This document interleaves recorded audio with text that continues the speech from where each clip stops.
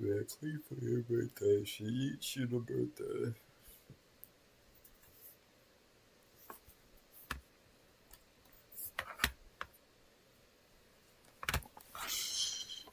She eats you the birthday.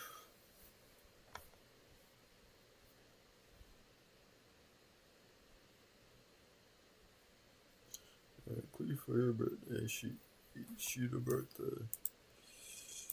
What have they been making last time? Shit on Floto. Shit on Flow. Not going on, man. Shit on Floto, man. You see this shit going on, man. Shit.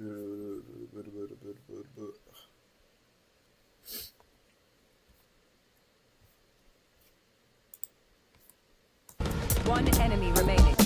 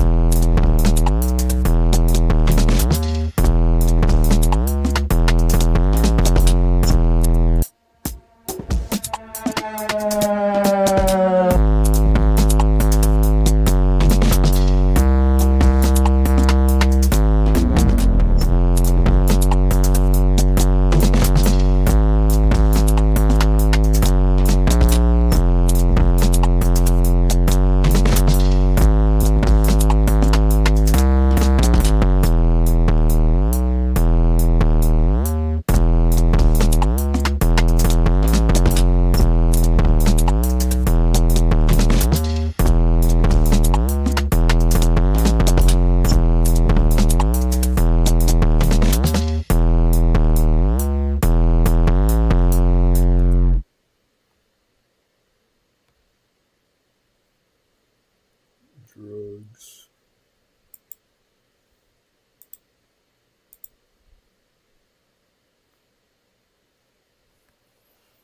Drugs.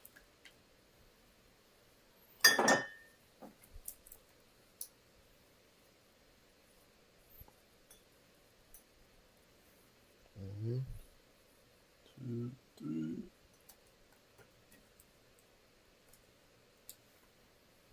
4, 5.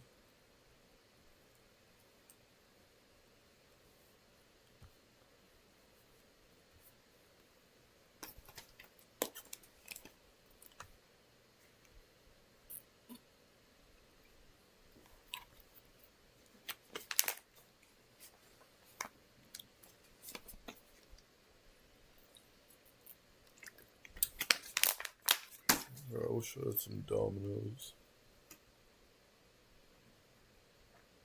I'd take dominoes over a birthday cake any day.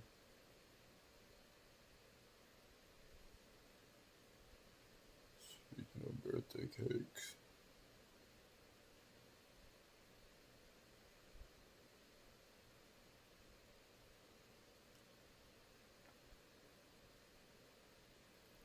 I didn't do shit for my birthday.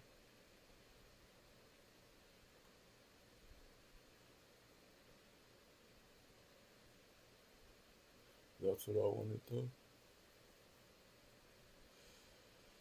I hate it though. I hate my birthday. Hate it. How do I delete this, bro? How do I delete this? She eats you the birthday. She eats you the birthday. She eats you the birthday.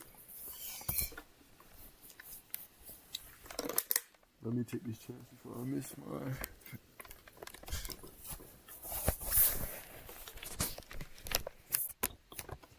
She eats you the birthday. She eats you the birthday.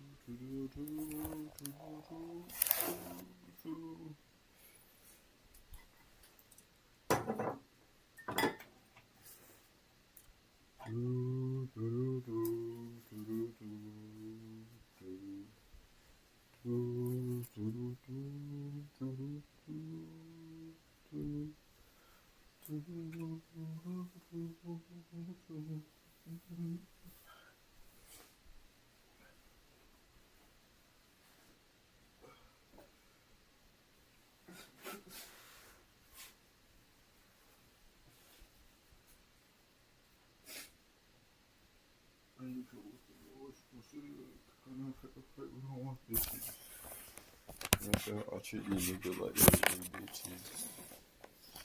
Smack DVD, smack your ass and shit. I'm in there trying to get that big body bitches.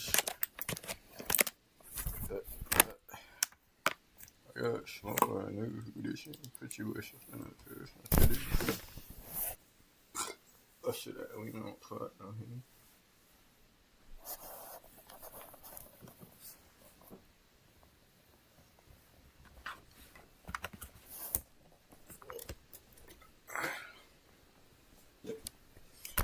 I should that bag extra. Leg like chart when I walk in the good. Many shank expensive. No, my friends they can't eat. I'll eat hers, I can't. They can't find out down. They say that by the phone. Coming out shit. I can't know. And I might do this shit. And I might run it on me. And I might kill the fit.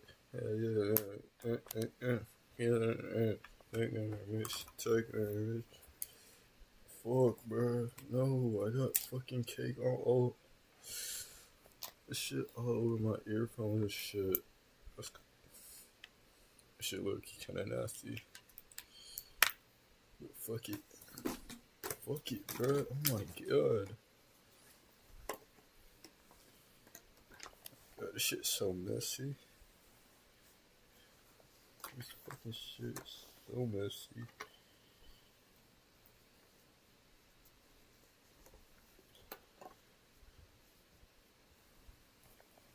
Shit is getting everywhere.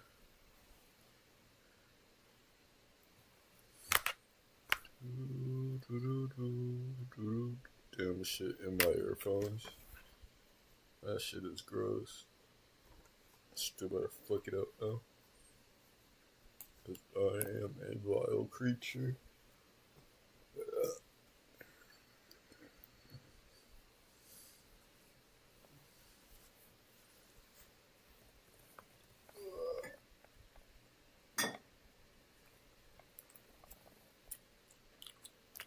My birthday cake. Happy birthday to me. I'm the birthday. Look at the birthday cake. I'm the birthday.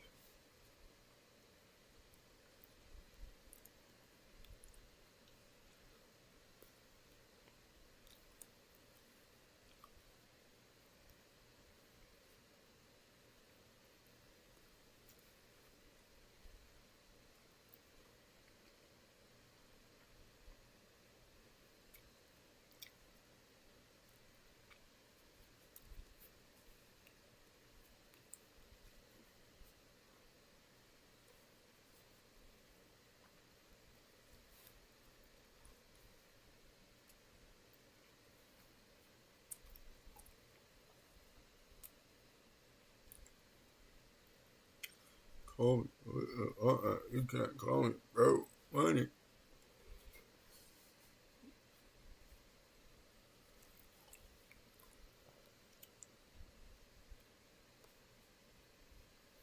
Pull up with that chocolate and a tell it.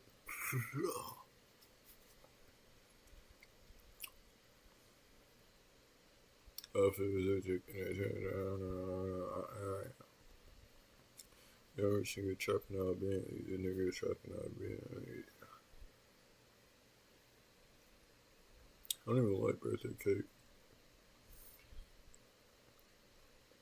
It's like a default cake for a family. I always get this. You're not a fan? I'll be honest, I am not a fan. to book it out though.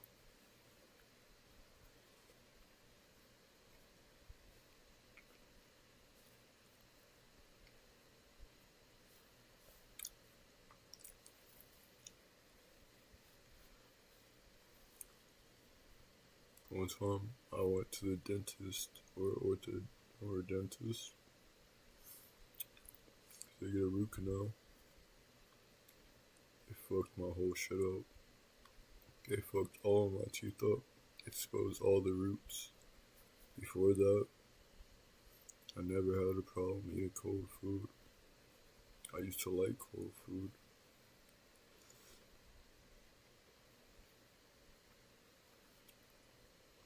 It did me the worst way. Fuck you, God. Guess I'm just unlucky.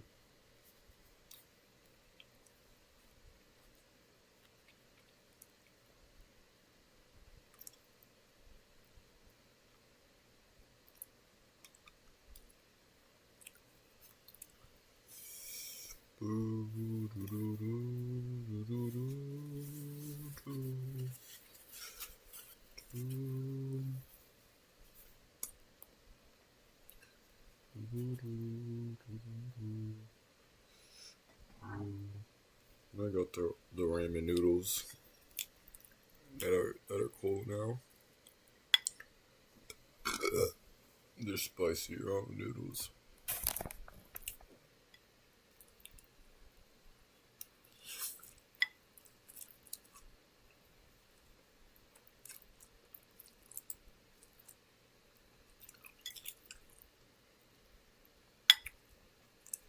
Holy fuck, I'm a fat chud.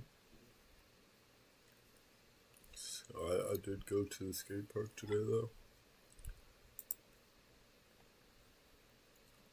And I did have fun. But, oh no. Okay. Hello? Okay. What? What you gonna call it? Unfortunately, some guy brought his lady to the park, and you know how that goes. But there was this one guy. There was this one guy who had like good knowledge of it. There was a lot of black guys there. There's a lot of black skaters in North Carolina. He was good as hell too. He had like that Nickel swag. Or not like swag, but like style. Like his swag was like he dressed like RDC World. He had cargos on with the anime t-shirt. But his nollie flip was wet. So was his nollie hill. You know, he was popping his shit.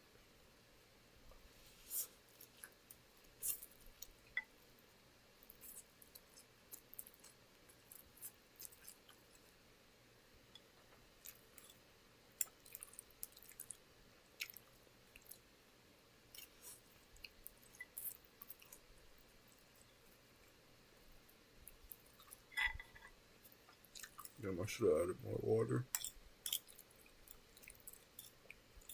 It's so cold now. Fuck.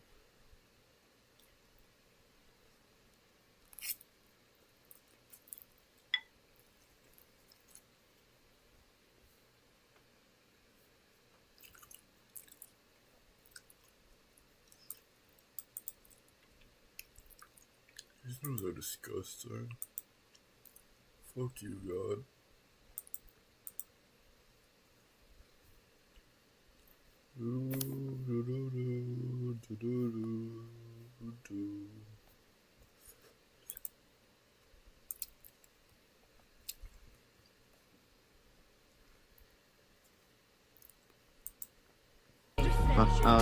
Porky.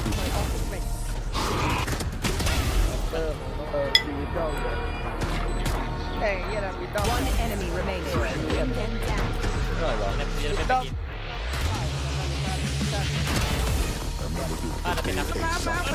Don't miss it.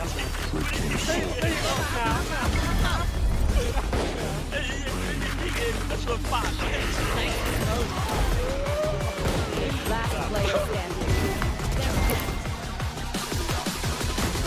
One enemy remaining. Kidding me? I know that this has to stop. Wow, that song is awful.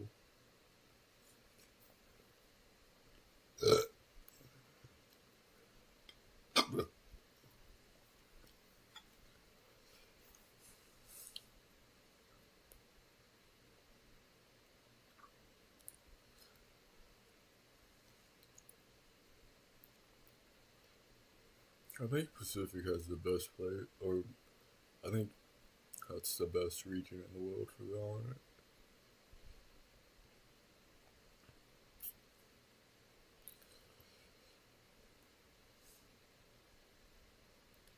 And the only reason, I mean, they have like the best players, like without a doubt. And the only reason I'm not saying it, it's not South America is because I feel like they have like, okay, they have like South America.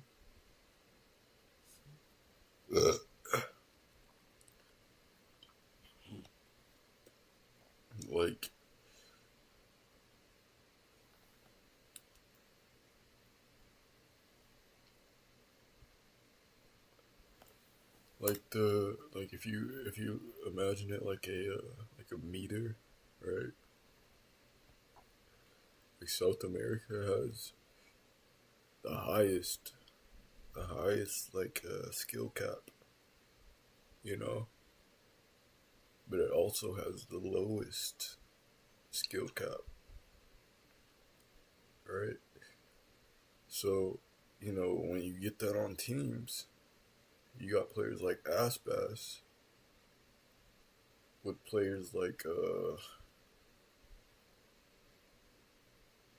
who's that full name?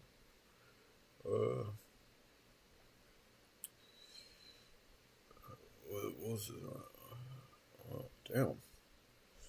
You got players like Aspas with I want to say Kaladin. I think Kaladin's pretty bad, but I feel like I'm missing out on a big name. Artisan's good. Aspas, Dots, Digiton, Neon. Neon is so good, but he's underrated too. Who else?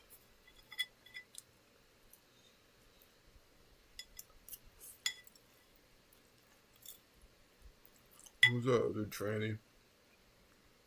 Who's hella good? Who just fucks up the whole girl region. She's on MIBR.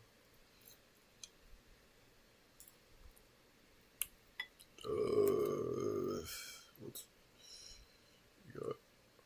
Fuck, you got Dots and you got the other one on MIBR.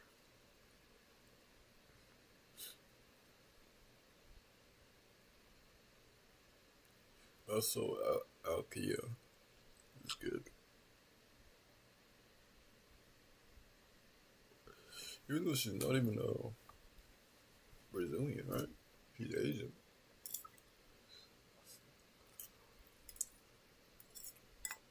She should play in Brazilian region now.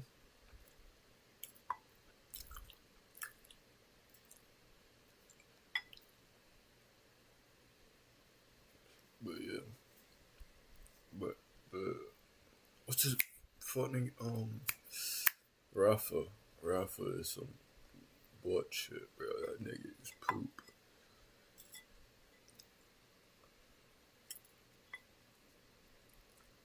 But yeah, skill cap is super hot, but it also like has the lowest lows. I feel like. Actually, I think China has the lowest lows, but China is the most entertaining by far. And then you got Pacific, you know, feel like even the worst players in Pacific are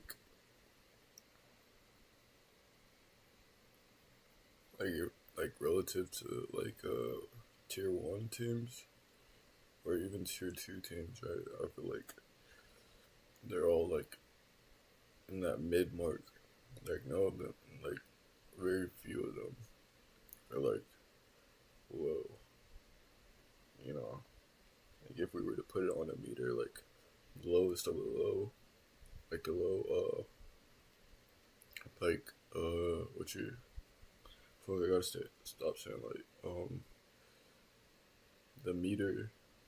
What was I saying?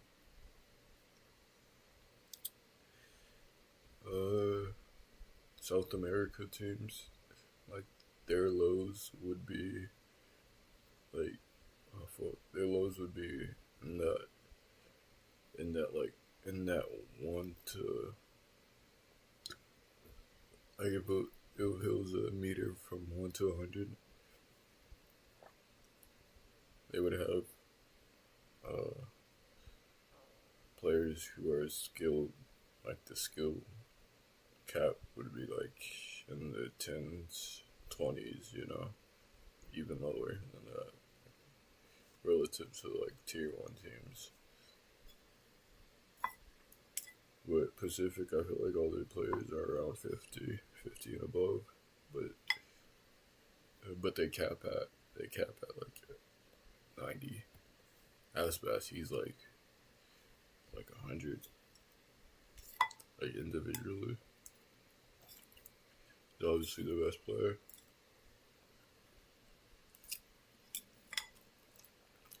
I'll say that. Even Digits in like a 90, 92.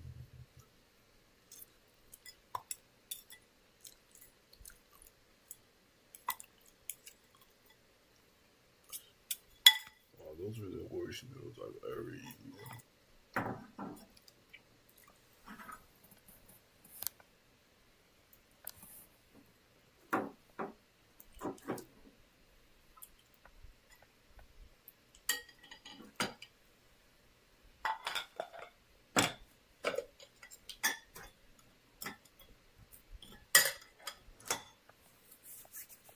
Need some water.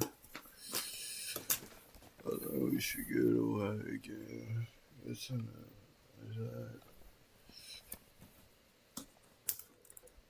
I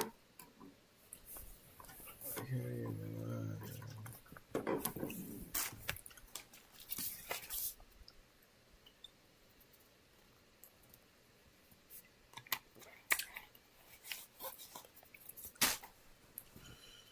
Fuck.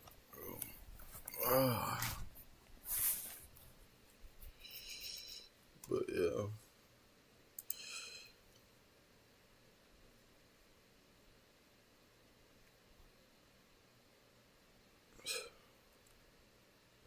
North America is probably the best region though. I mean, no, I just said Pacific. Pacific's the best region. And then it's North American. And then it's South American. And it's EMEA and then China.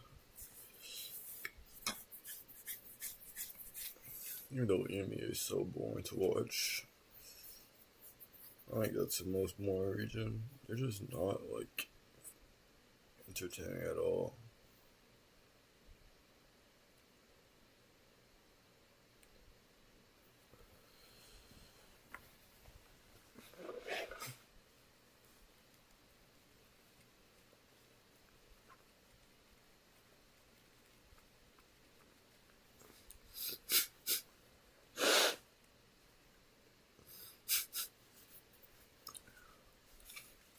$149 is funny.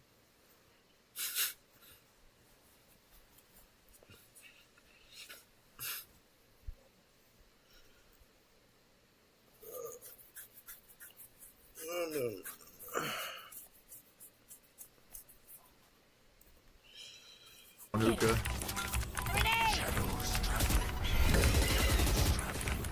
Just you guys stay. I'm rotating. Nothing shot. Two out long. Top side. Clean sight. Anthony is at 31. Cutting their vision. ユーエバークロスアウトドームサムモアジムコンテントアゲイン Spike down A. There's also so great too. I just need to draw for execution. One enemy remaining. You are. Last player standing.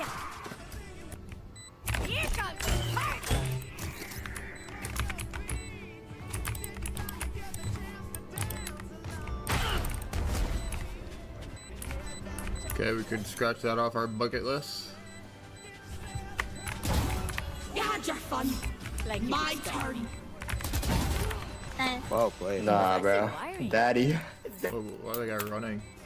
Someone said the clam rizzler. Dropped. Grenade.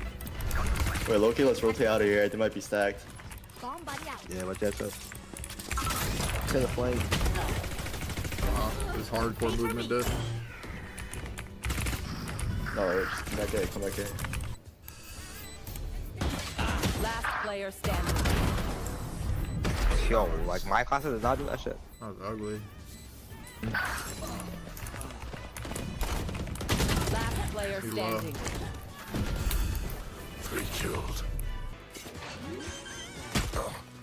I've got your trail. Oh, fake TP. What is this guy's like aim? One enemy remaining. Hold? Yeah, The well, ultimate is ready. Wait, how is everybody shooting? Shadows traveling. Wait, what? Is he cheating? Maybe his aim is so bad. This guy looks like he has like Parkinson's. wait, am I the only one thinking that like this guy's on Adderall? Like, he's like shaking, like.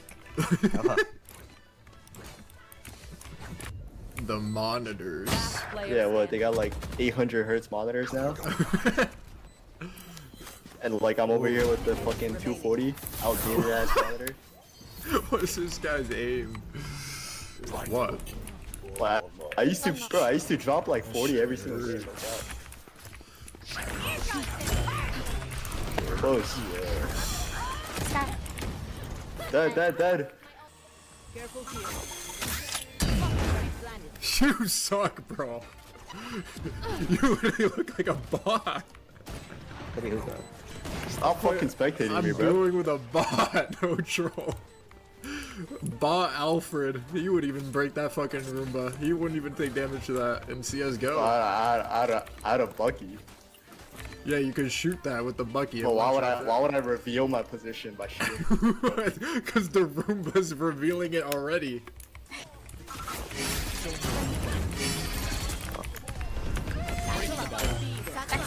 Copy, I think. Mid side. One down. Could be gone. Hello. Yeah, I'll spawn.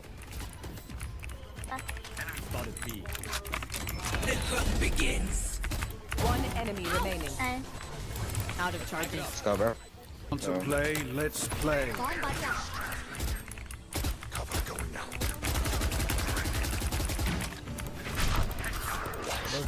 Could be sure. I've got your trail. One enemy remaining. Long. GG's guys. Well played, everybody. Win. Fence one.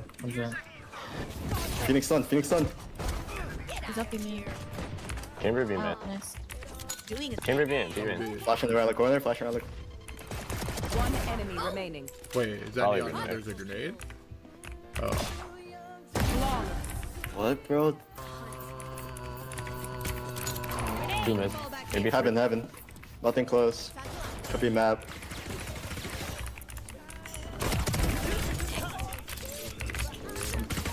Safe. maybe someone coming back. Raise low. He's outlying. I'm flanking heaven. Last player Wait, standing. you guys are bad, We're bro. not. It's just split and then they're just gonna have 5 shotguns every game. Third round. Bomb buddy out. Reload.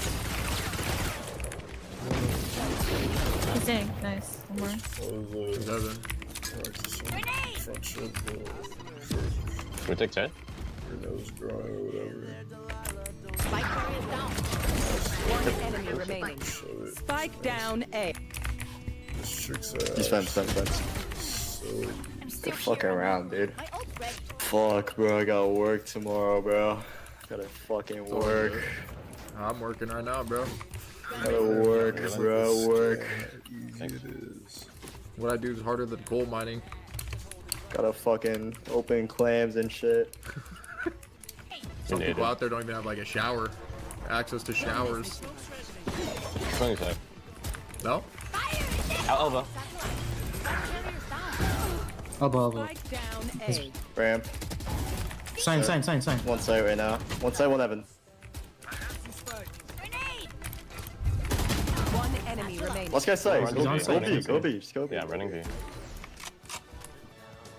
Last player Of course, he standing. goes ramp. So bad.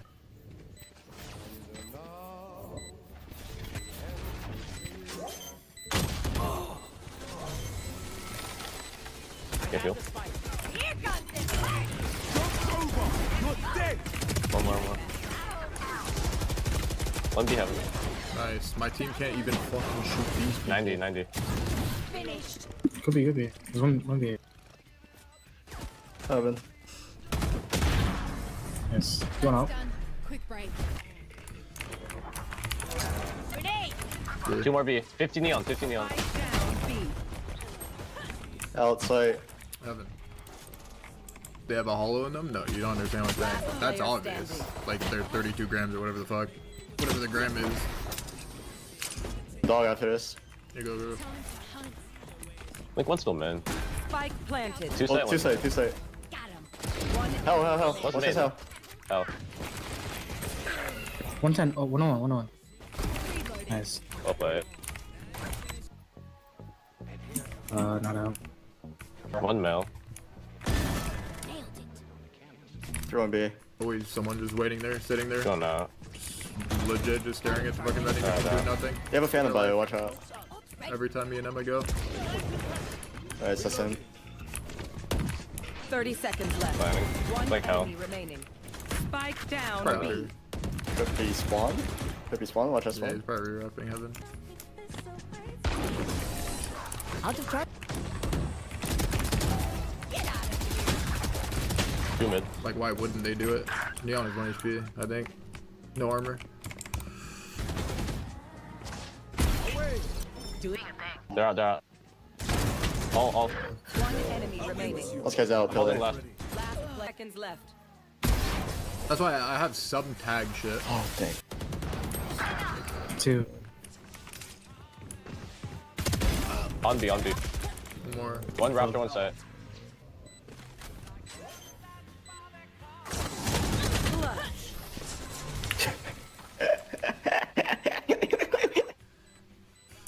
Good, bro?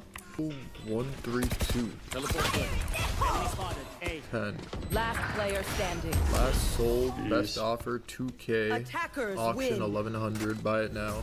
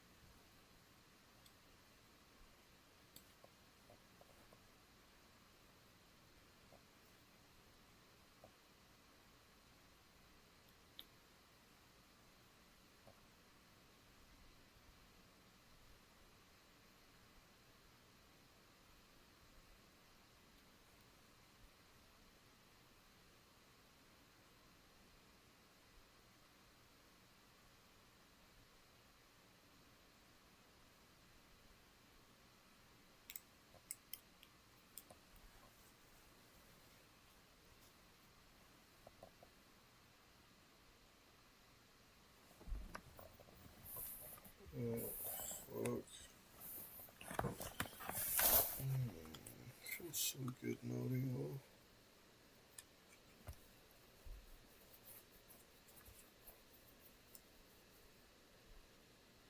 It really does.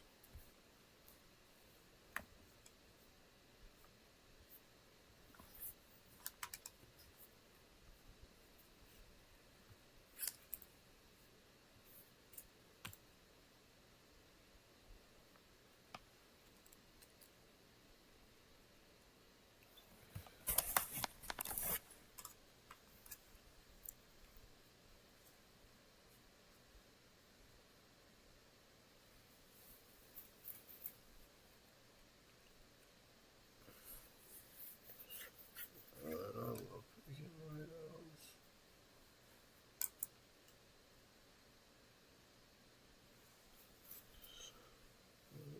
Oh, April showers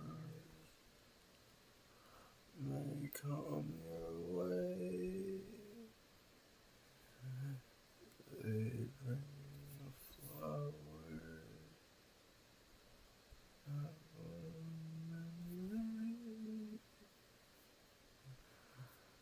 Oh, it's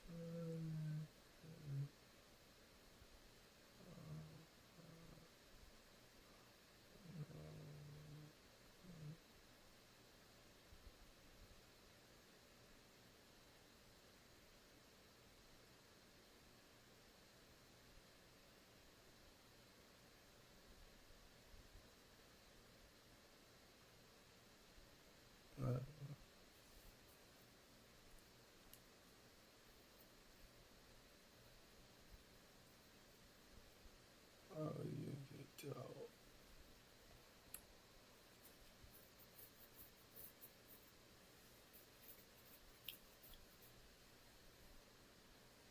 Oh.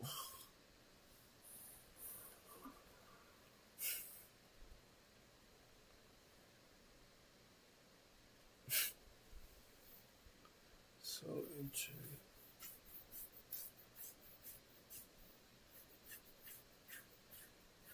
What if you skateboard on the grass? It's how it should be.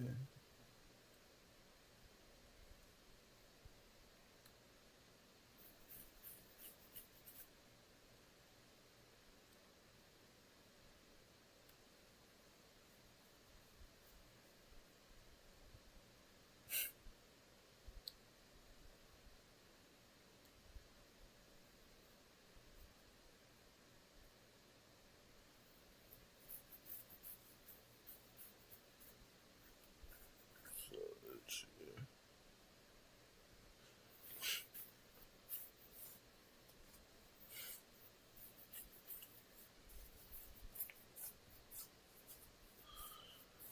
Oh, it gets me so itchy every time. Why is that?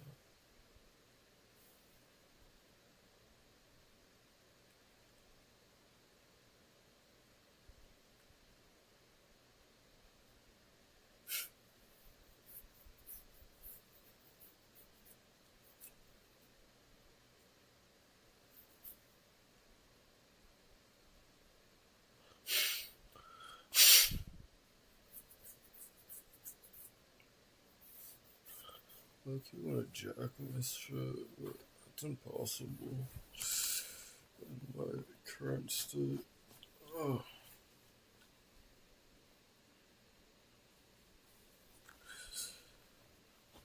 I did it one time, and I quite literally was up all night. But there's just something about when I start, I have to finish it. Like, I literally have to finish it. And I was up for like 7 hours just wanking it. It was crazy. I was nodding off in between those.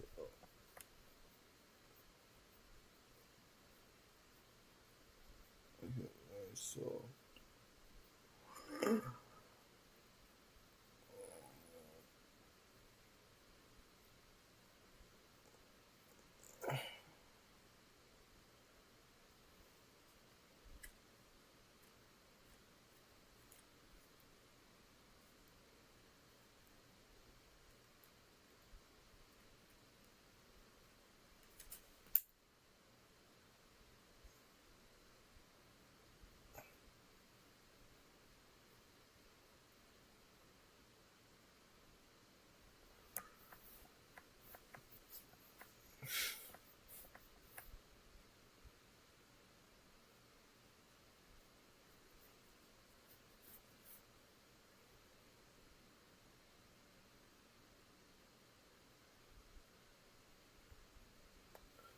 Oh, buddy, you're not mean at all.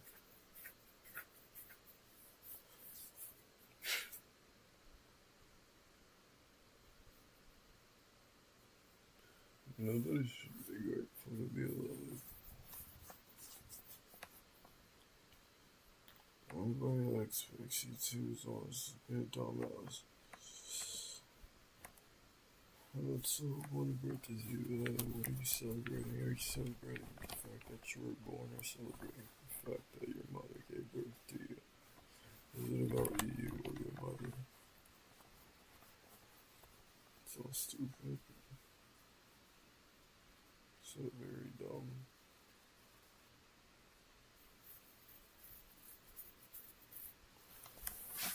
Oh my god.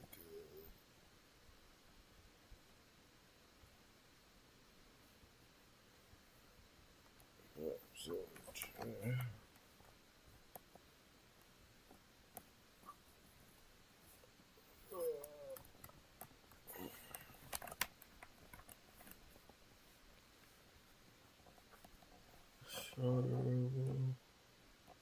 kid. Shot the kid.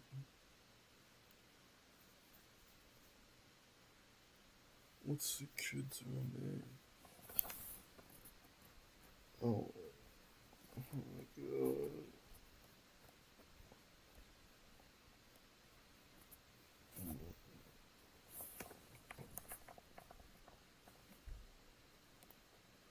Holy fuck, I thought I saw somebody next to it. Oh.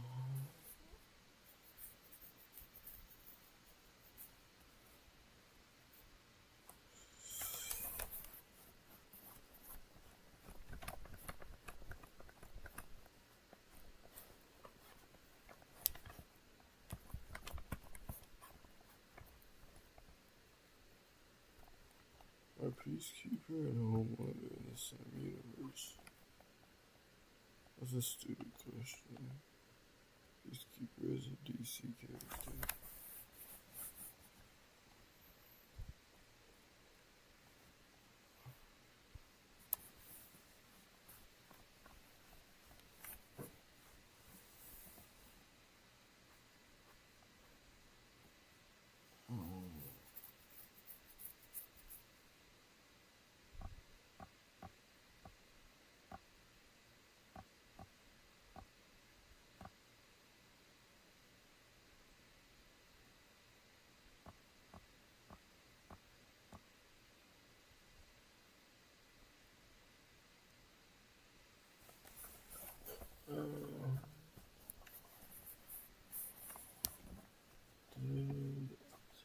Dude, Oxy has me itchy.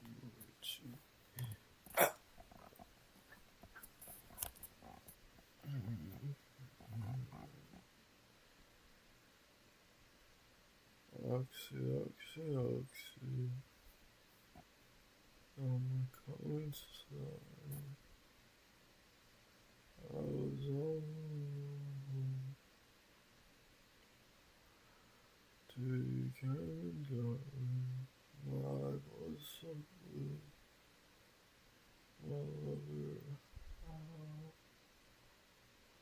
how are you?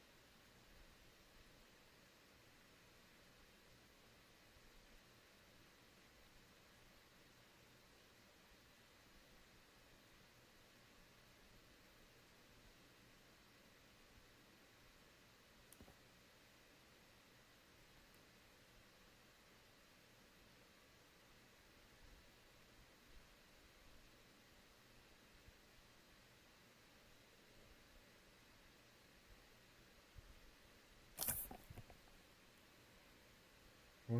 Fuck our section like that.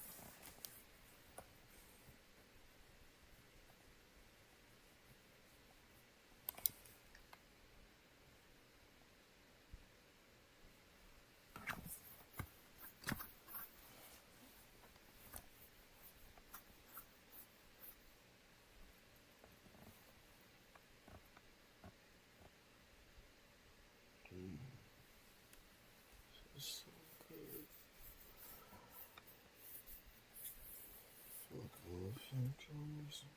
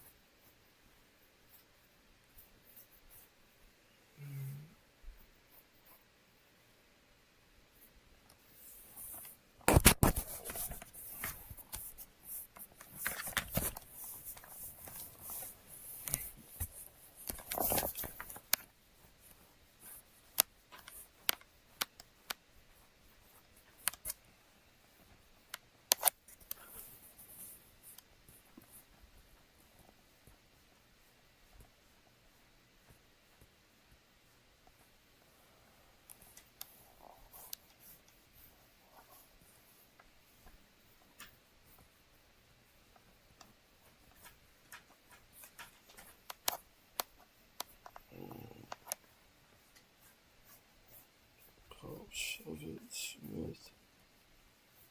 Pop, shove it, Smith.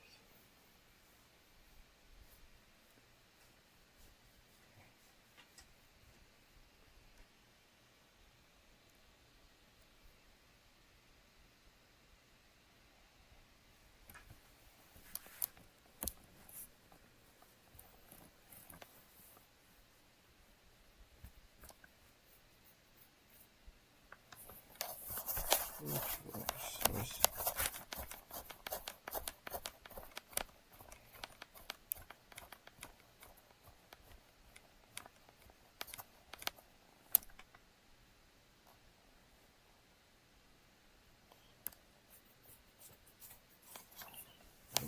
Honestly, I'll be fine. Not really worried about anything really.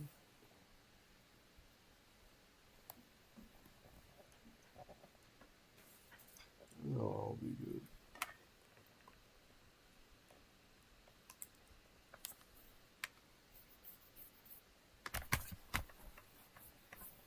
But I'm not lying when I say I'm gonna kill myself.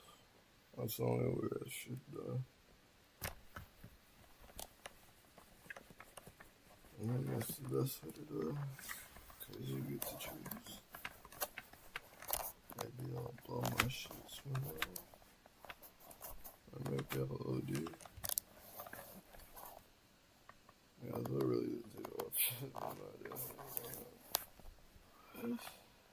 That'd just be too painful. That's not good. I do that.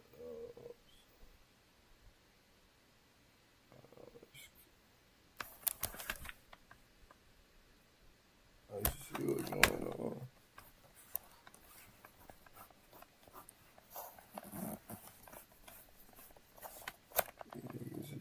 trying to get fucking boiled. Yeah, so shit. Where's all of us?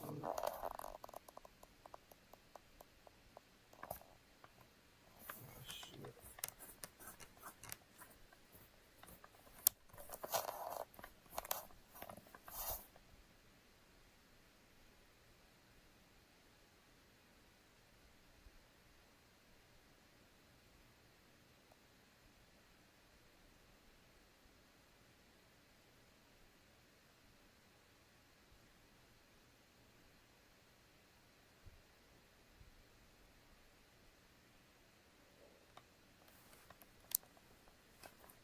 Fakey foot. Fakey foot. So easy.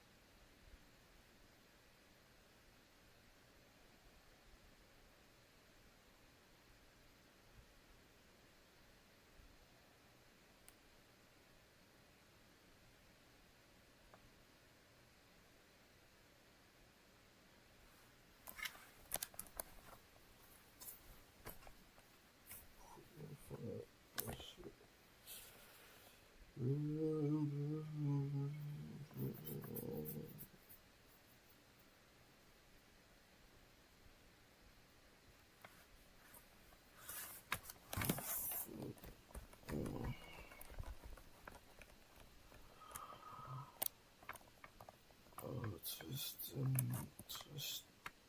Twist.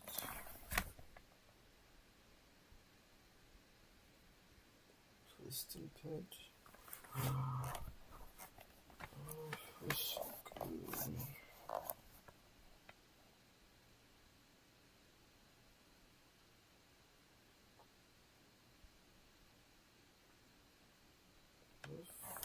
His layers to apply.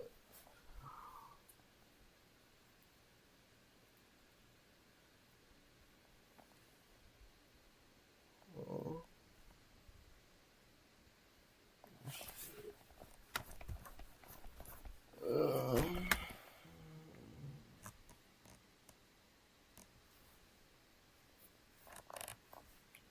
I sleep talk to myself. There was one time my sister. There was one time my sister. She told me,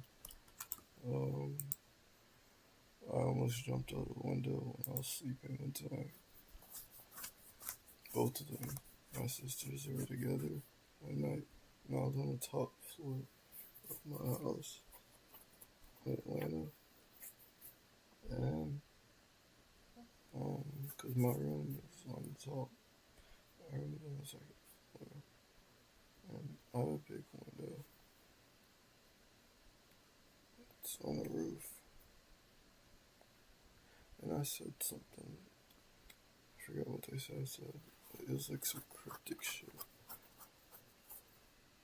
I thought they were joking at first, but they really were like saying that I did that shit. Even now, I used to ask them about it. See if they were lying, but they always said yes.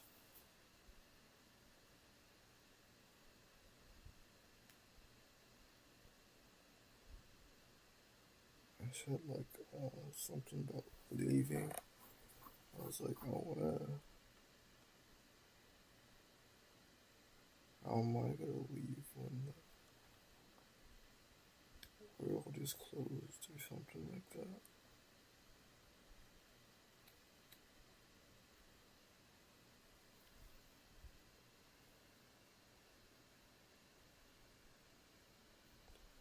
I need somebody sucking my nipples right now. Somebody come and suck on my nips. Suck on my nips. You know I'm missing a nipple. I'm just playing out. Bro, today at the park, this guy, he told me he wanted to play a game with him on Game Escape. And so, for his bullshit, I just let him win. I was like, he seems so happy too. He's so happy that he won. Even though he did get me on 2 tricks, like, even if I did try those tricks, I would have lost. Or I would have got those later. But I was missing ollies, 180s, front shows, and front shows was my trick. And honestly, I was missing it on purpose. He was like, are you bullshitting me, man? And a second before the game started, you just saw me do an ollie hill and a tray flip. Gosh, bro, I'm so tough. Gosh, bro. 6-7, why would she go fuck with us? Fine water. Is he good, Jamaica?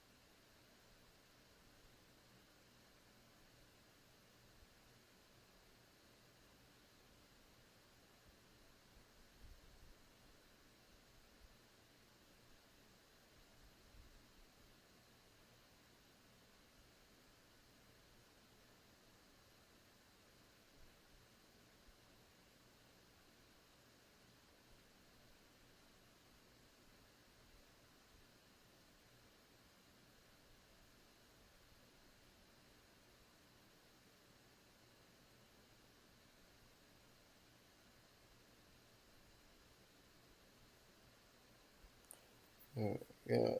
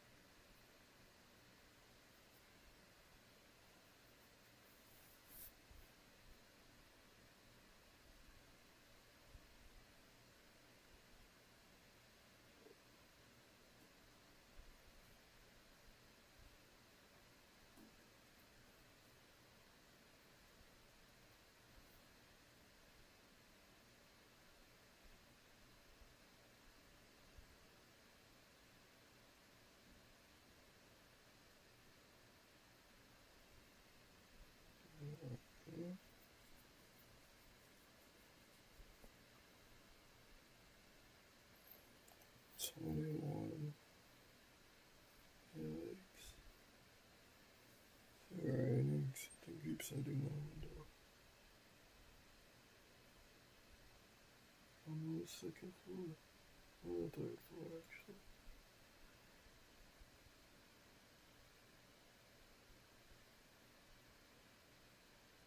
Interesting. Interessant. Wish I had a Latina girlfriend. Oh my god, there's this one girl I was talking to and she didn't even speak English. She was so fine though.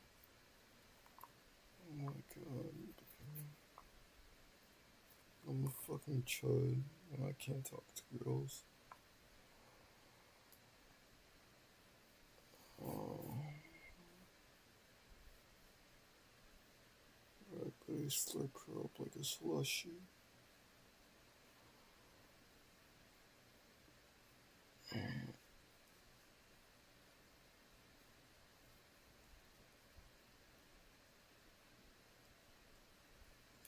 Okay, I gotta like underhand her a bit and do all type of freaky stuff too.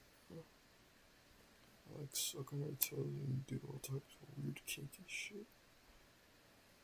And I get like freaky for real. But I would. I'm a little gremlin.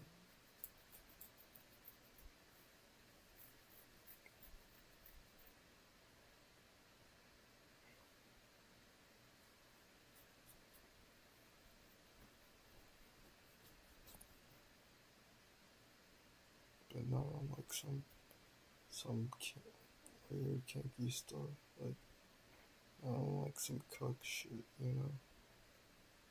Or like some submissive shit. I just don't care where my tongue goes, you know. You know, your tongue has more bacteria than a public toilet. Your mouth does. Yeah, your mouth is disgusting. No matter how much you brush it, the bacteria is going to end up growing right back within like an hour.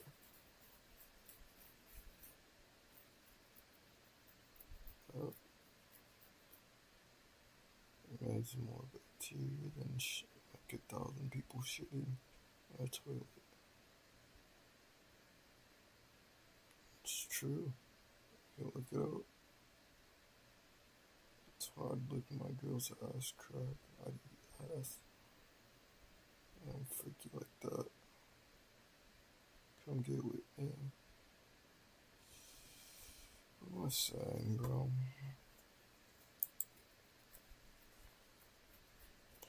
Bro, I'm overly tripping. Overly. I That show's not relatable.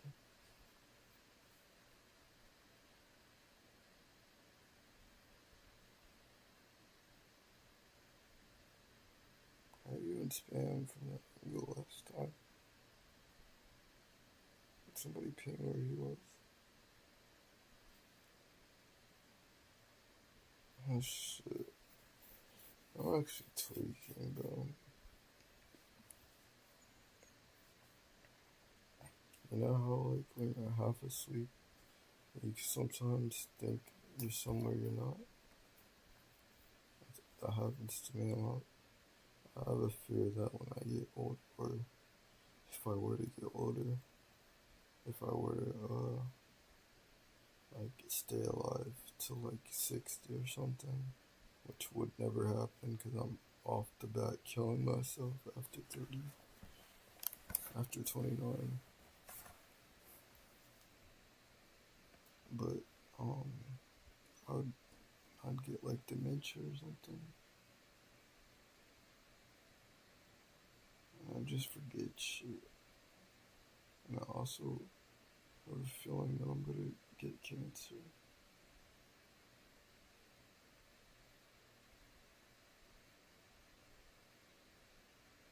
I just have a really bad feeling about life, you know.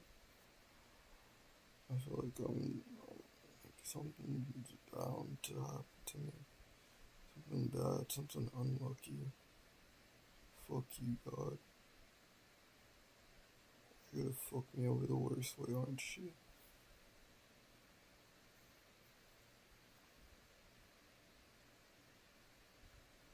I don't even do shit to anybody.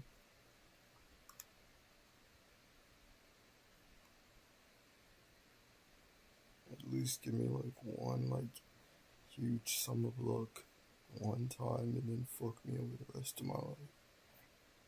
Like that'd be like an equal trade. So you just fuck me over at every minor inconvenience.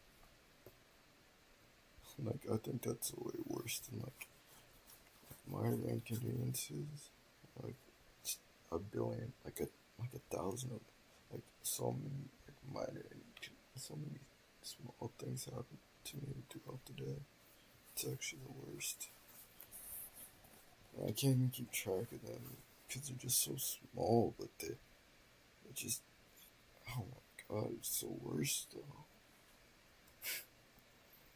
like biting my tongue, and then like biting my cheek, and then like I can't eat right, or like stubbing my toe or something, or like accidentally spitting when I'm talking to somebody, or like tripping on nothing, or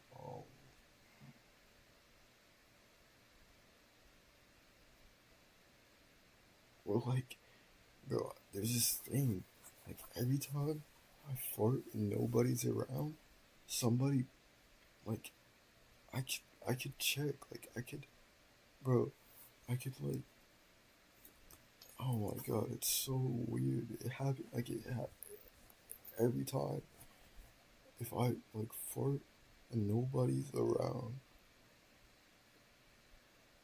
like, nobody could be around for that whole time, and I'd fart, and somebody would come out of nowhere. There's this one time I was on a roof with a locked door. I farted, and this pretty ass girl came out of fucking nowhere.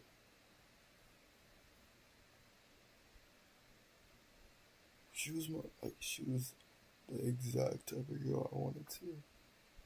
She had short hair with hella piercings, and her hair was short and thick and dyed. I don't think people appreciate thick short hair that's dyed. It's usually usually when ladies have like short dyed hair, it's usually thin as shit. Cause they don't know how to fucking take care of their shit.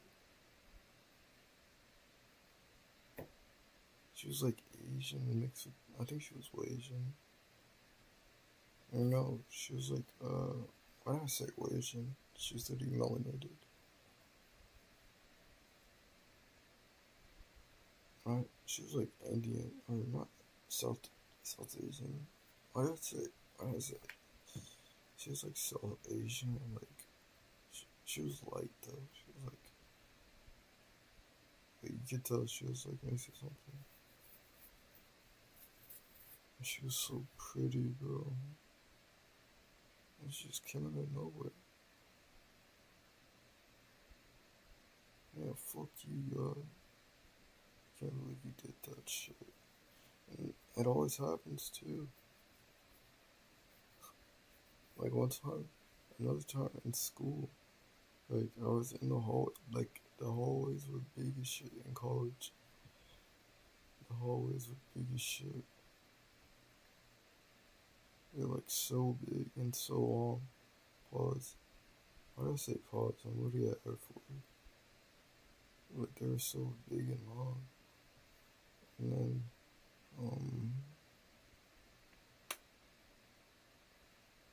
like you could see somebody coming from a mile away.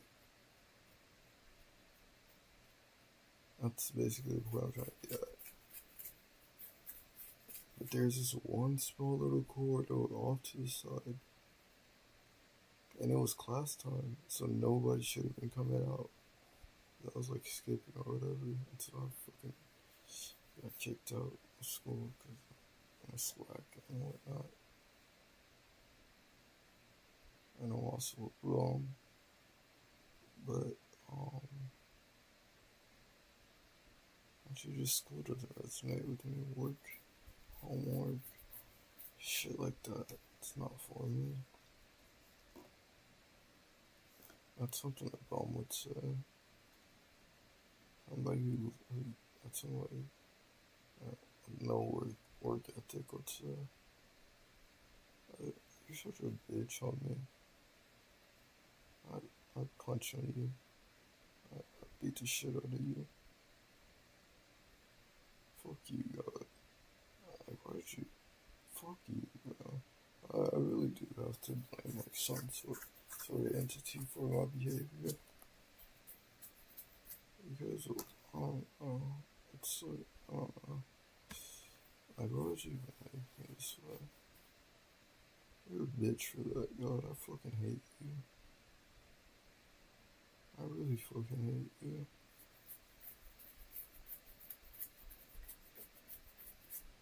Yeah, you can't be real. Actually, you have to be real. But some shit is just unexplainable unless there's like some sort of deity fucking me over on purpose.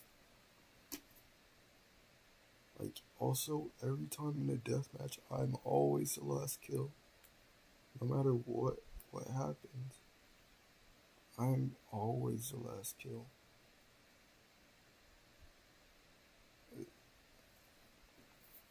It's crazy.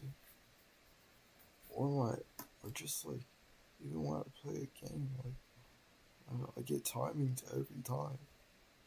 I could hold an angle for a whole year, and I blink, and I scratch my nose for a second, and then I get swung for that half a second, and I die. You know, it's just stupid shit like that. It's just unexplainable, and I hate God. I really do. I really fucking hate God. But, yeah, fuck you, God.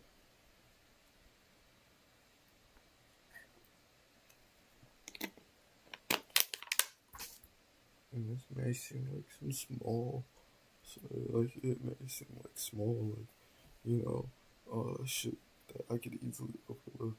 Like, why am I tripping over such small shit? Well, because this shit's been happening for all my life, and, you know, it's just not cool. I don't fuck with it. I didn't do shit to anybody. Actually, I do a lot of shit to everybody. But it's a product of you know, my unluck. And when I say like, I'm the last kill in a deathmatch, that's every game I've ever played. It's not just Valorant, it's Call of Duty, it's Fortnite. Like, Just dumb shit, bro. Just dumb shit. And you might say there's no deathmatch in Fortnite, but you know those, the public servers, like the build fight 1v1s that go up to like 50, but then like a whole bunch of people join. You know those ones. Yeah.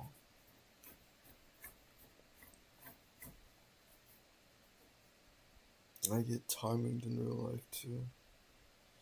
I'm just saying all this to say how lucky I am, and how much God doesn't fuck with me. But I don't fuck with you either. And if you came back to fucking earth, I would fucking spit on you and crucify you. 'Cause fuck you, I hate you.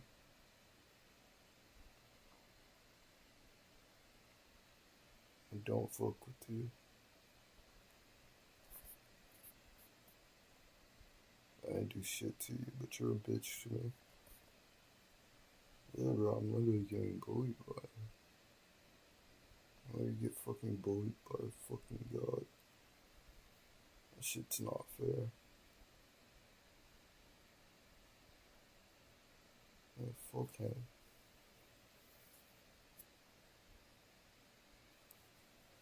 Like, I wish I could physically express how much I don't fuck with him to him.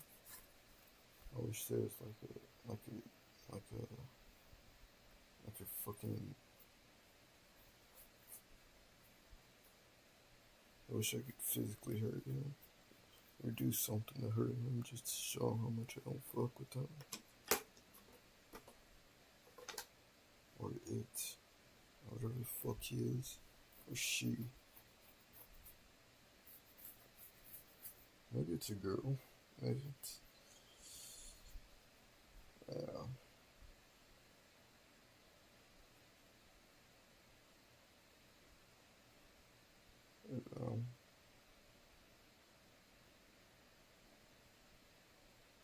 Shit just doesn't go my way. But that's enough bitching for now. Stop all that bitch, nigga.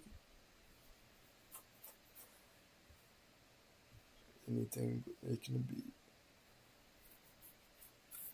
Anything but work. You know what I'm saying?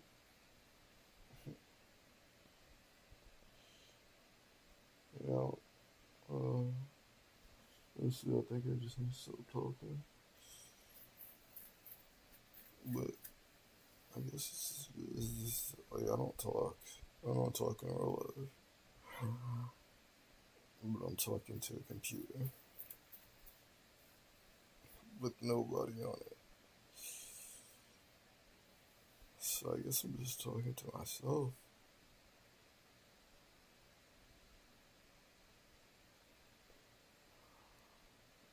Yeah, I don't talk to anybody.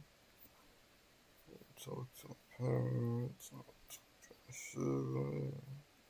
I don't talk to nobody. There's no point in communicating is stupid. I don't talk to,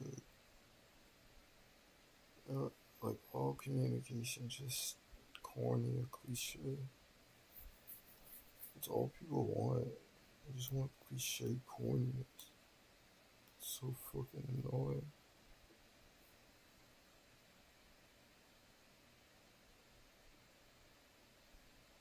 And like, I don't know. I hate talking about it because, I feel like fucking Jaden Smith, bro. I feel corny just talking about it. Because it is corny. Like, it's fucking corny to express yourself.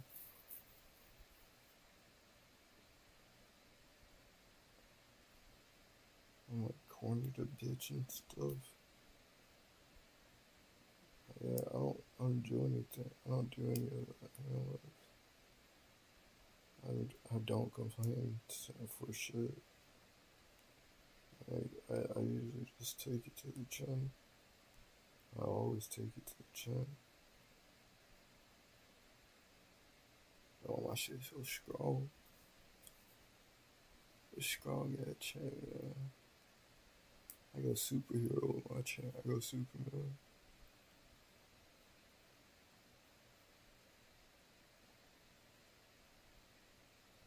But yeah.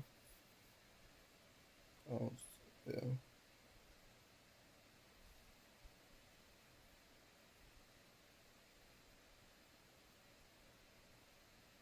That's enough out of you, bro. Just go ahead and make the bullshit out of you. Go ahead and make the bull. Go ahead and make the bull. The kid is such a cool name. But imagine being referred to as a kid. And there's some, yeah, and you really slaying that iron, you really shooting shit, and you really get at it too. Wow, that'd be so cool.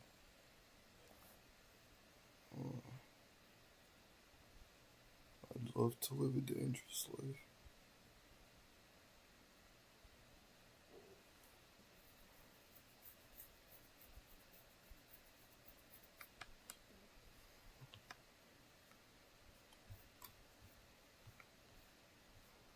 But not for anybody else's sake.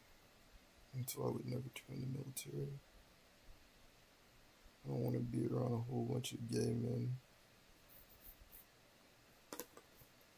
and racist white people. The military's so gay. Fuck everybody who's in the military. Fuck every manager too. Managers are the worst type of people in the world. They need to die. Especially for billion-dollar corporations. Oh my god, bro, they need to kill themselves expeditiously.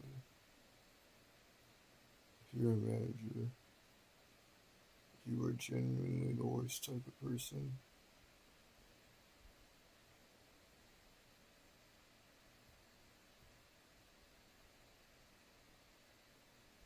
Alright, that's enough of you, big girl.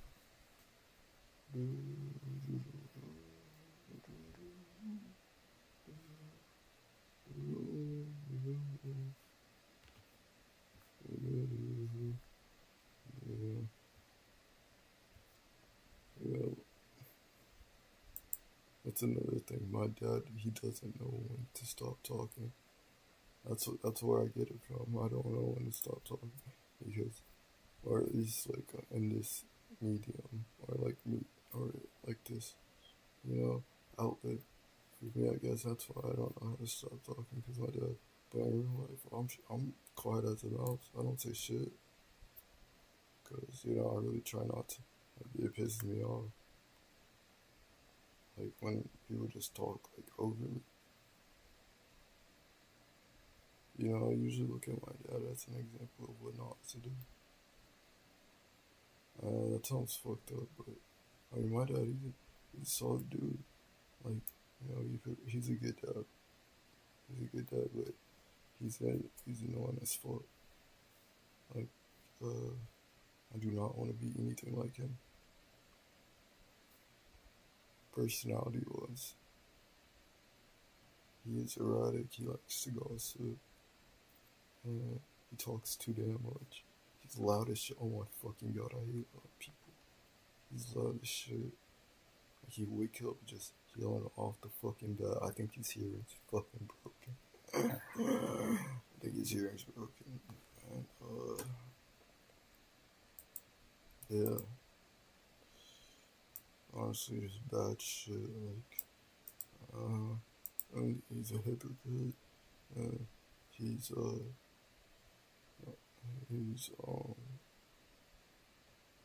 he can't be wrong. What else? And to be fair, I do have these same qualities a lot of the time. Like, but,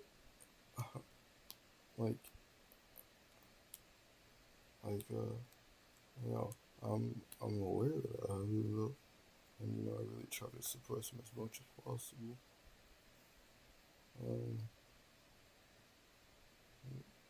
But yeah, like, you know, that's why I always like, you know, off the rip, I'm just saying I'm wrong.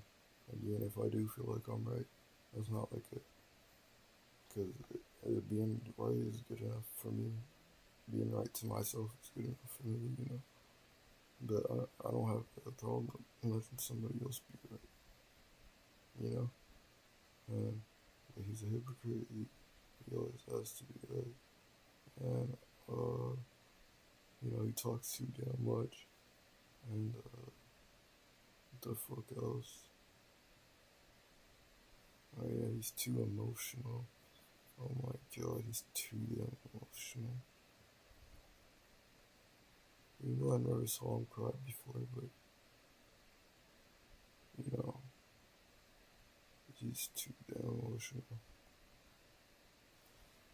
He's too sentimental. Everything's about the principle to him. It's not about the practicality of things. You know, you don't say hi to him, it's a problem. You know, you don't want to spend time with him, it's a problem. You don't want to do like this buddy shit with him, it's a problem. You know, you don't find candy when you go to the store or something like that. You always gotta share your food with him. You know, it's just, I mean, these aren't really like crazy things, but yeah, it's honestly just being a decent person, but I'm not really a decent person. I'll give him that. Yeah, I'll give him that. I'm not a decent person.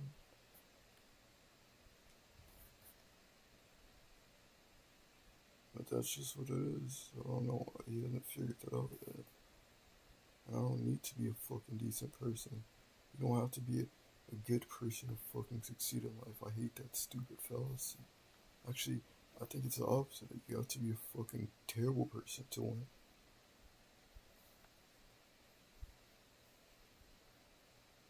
I mean, I don't plan on being like a this downright piece of shit, but you know, I don't mind being a douchebag. I don't mind being, you know, standoffish, selfish. That's just what it is. But yeah, I'm not the birthday. I'm not the birthday event. Cleave for your birthday. She eats you the birthday. It's me for your birthday. Yeah, it's me for your birthday. Didn't I say I would stop talking? See, this is the same shit my dad does when he likes shit. It's like he said he'd stop talking, and bam, another 20 minutes is all passed by, and he's still talking, and he stutters too. Oh my god! And he also has like this tiny lisp, and he eats loud as shit. Oh my god.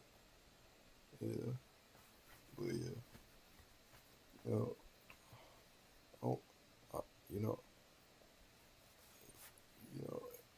I love him from a distance. Even though I can't say I love anybody, because I think love is fake. That sounds corny, but that's the truth. Love is not a real thing. It's just another cliche. There's no such thing as unconditional love and shit like that. Maybe for like people who believe in that shit, but reality, it's like not a real thing. There's no such thing as that.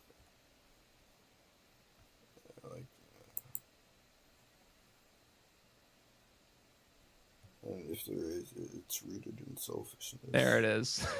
The reason apparent, unconditional. Let's go. Loves the Severus Snape best moments. There will be no foolish wand waving or silly incantations in this class. As such, I don't expect many of you to appreciate the subtle science and exact art that is potion making. However, for those select few who possess the predisposition, I can teach you how to bewitch the mind and ensnare the senses. I can tell you how to bottle fame, brew glory, and even put a stopper in death. This is my new favorite photo, where it's like on Nyjah level of just iconic. The outfit is dude. We should have again escape expressing them. Who the fuck is? It's not too far from where I live, and I take the longest route there. Oh, you do? You take the longest route there? Driving along Lake Erie, looking for places to swim. I stop in Ripley, find a deserted beach. It must be a weekday. It must be a weekday. I sit in the sand and admire the jagged rock bluff and all the flat stones layered in the sand. They're various sizes and colors scattered about like loose coins. I skip them one by one, float in the water on my back until I want to skip more. I love Ohio. Smell. This the type of shit you be reading. This type of shit you be writing when you lose your bitch. Be like, oh, oh, I'm sorry. Did one of the pages of my notebook fall out of my pocket when I was taking a walk near your house? Oh, did you find that? Oh, yeah. I've just been writing this sort of thing from. I've been making a lot of changes. I'm trying to evolve as a person. Sounds like where I'm from. It's all so familiar. An extension of the province. Or you just mail it to her. An extension of the province. I've got an extension of the province for you right here. We can almost see each other. I don't go on skate trips often these days. I don't go on skate trips often these days. What hippies, bro? Unless, of course, they're sending me to Paris or some poncy place like that. Blondie is so much better at this kind of shit. No, did I crack my phone? Trying to sound like this. Gary asked me why she wasn't moving or blinking. Oh, yeah. God, okay. Just calm. I stop and rip. Ah! Oops, slip of the finger. I accidentally touched the key on my keyboard that says end.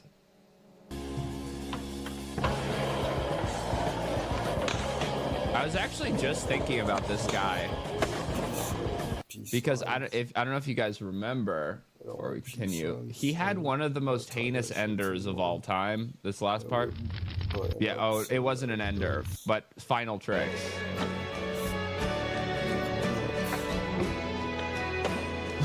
Slaps and stuff like that. This is some shit Bubba would do if he could. 100%. Kickflip back Smith, tray flip out. Ugh, yucky. It's not quite as offensive as I remember.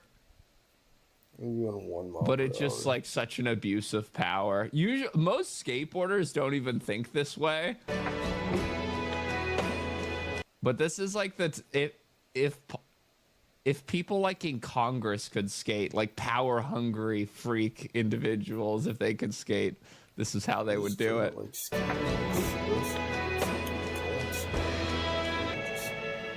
Kickflip, that's just greedy as hell. Kickflip, backsmith, tray flip. Kind of sick. Okay. All right. Hey, you know what? You're wrong, but it's okay to be wrong. It is an abuse of power. When you got it, you got it. No. So sometimes true power is knowing when to hold back. That's it. Just because you have nukes doesn't mean you launch them. Sometimes it's not appropriate.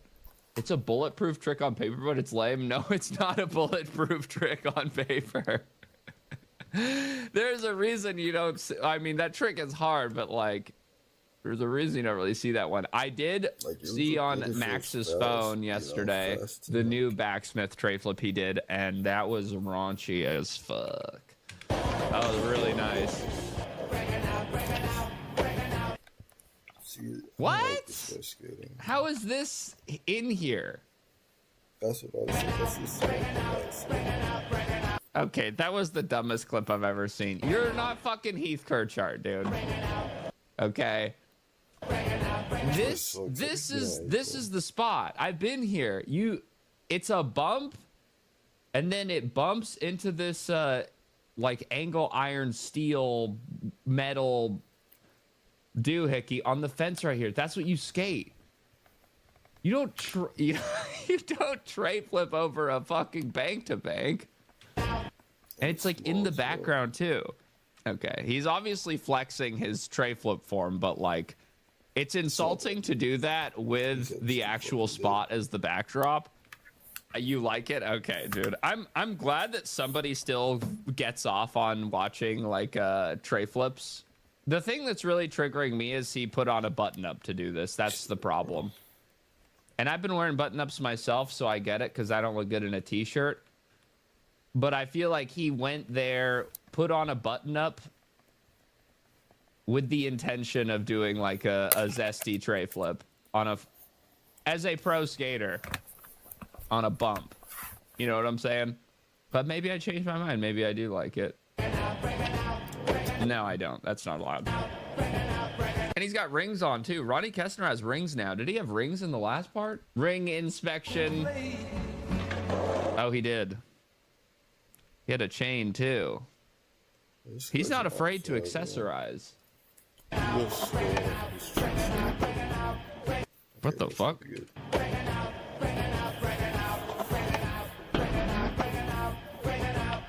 Aggressive filming.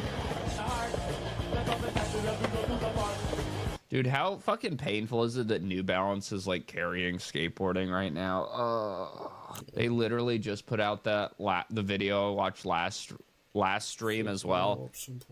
That was also a good video, and now Ronnie Kestner drops a part, or I guess this is an April part, but you know they're paying this guy as well. New Balance and Monster really the entire like supporting fucking like 60% of the industry. Okay, Daddy Shane. This is such a fake ass fucking trick on a fake ass spot. Come on, Shane. You can do better than that. That looks like some shit that's in your backyard, bro. Oh, yeah! That was nice. I fuck with that. That's a ledge for ants. But that was a cool trick. I don't even know if I've ever seen that. For ants. Oh, yeah! That was nice. I fuck with that. That's a ledge for ants. But that was a cool trick. I don't even know if I've ever seen that. Big flip, switch 5-0.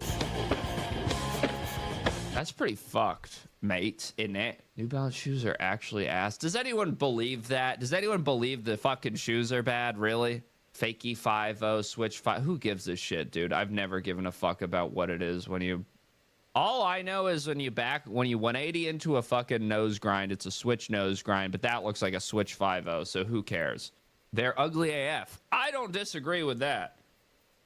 I'll definitely give you that. I agree. Dude, I've got 2 fucking boxes of them in my living room that I did not consent to. You guys want to see? Do you want to do a little New Balance unboxing? They just send them. New Balance sends so many shoes to their riders. They just, I guess when they send shoes to Ryan, they just send boxes to any address he's ever asked for shoes from.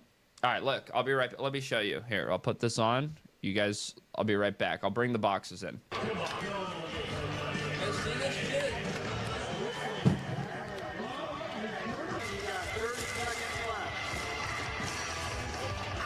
Who wants them? Who wants these? Nobody. Not even Ryan, I guess.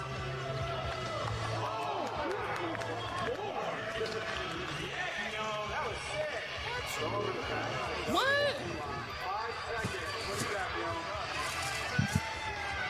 I've seen Costin skate in person now a couple times. I was watching him skate the wedge at Slow Impact. He's like a gazelle. Wow, look at these. Icy Reynolds. If you're the right type of guy, this is like the best shoe you could possibly purchase.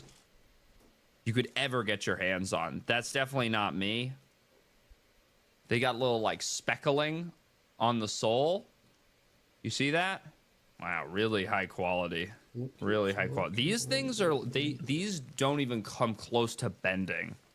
They're like bludgeon. They're like blunt force objects. You could 100% knock somebody out with a Reynolds shoe. And all the boxes are like the same shoe over and over again. So it's not actually as exciting as I'd hoped. Interesting. So he's going for like little techie stuff this part. On little ledges. Little techie stuff on little ledges. I'm not sure if that's a really very attractive trick. You had me in the first half. The alley-oop, big spin back tail. I'm into that. Then the 3 shove out, you know? You're forcing it a little bit. He's forcing it a little bit.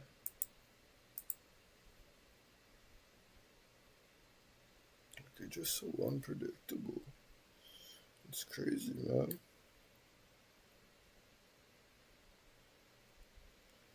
I like to eat apples and bananas.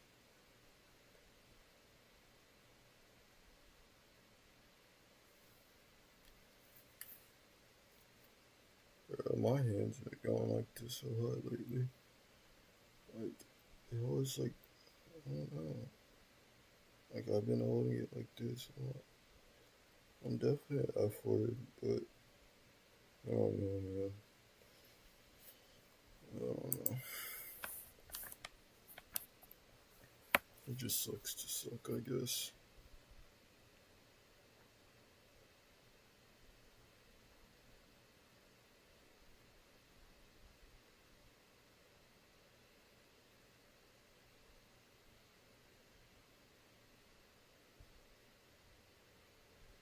What you eating, enemy bitches?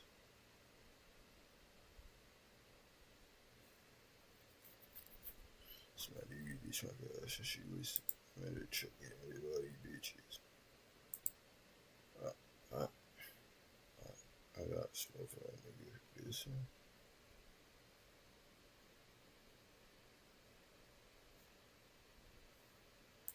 The nigga saw that hell. Cause you was something that burns into you. You said you're and I don't put it on me. You like that does that shot you a kitty. I feel like I get yours.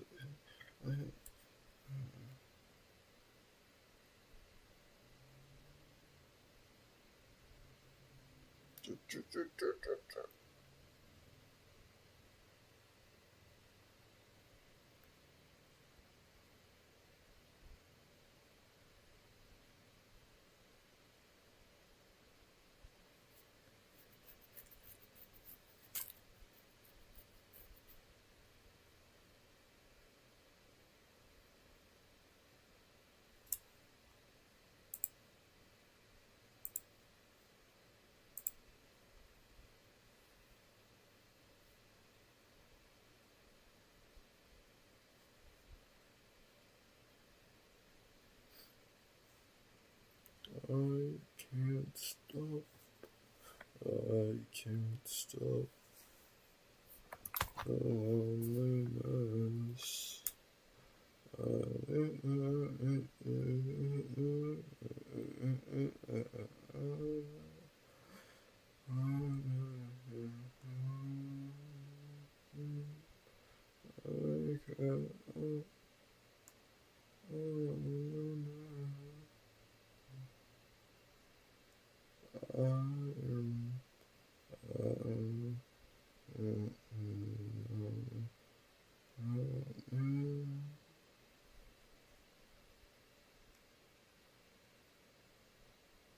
Another.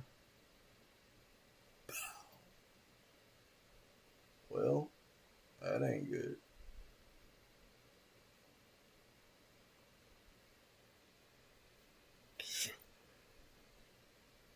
Buster Scruggs is saying, you make a sweet noise here, partner. That's high praise comes from singing song.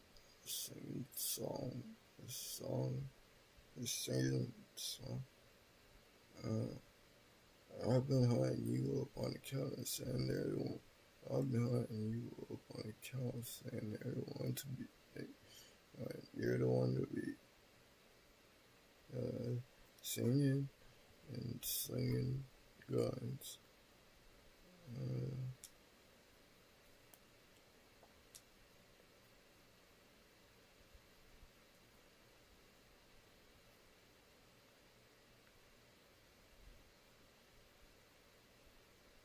do I want to wear a black suit? Need to count? Nah, sir.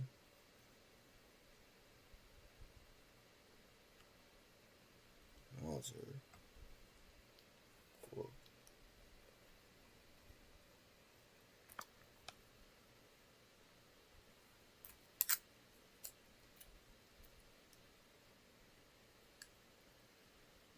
Nah, sir.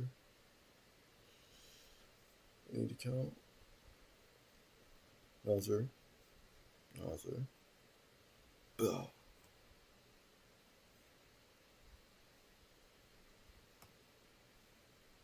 Well, that ain't good.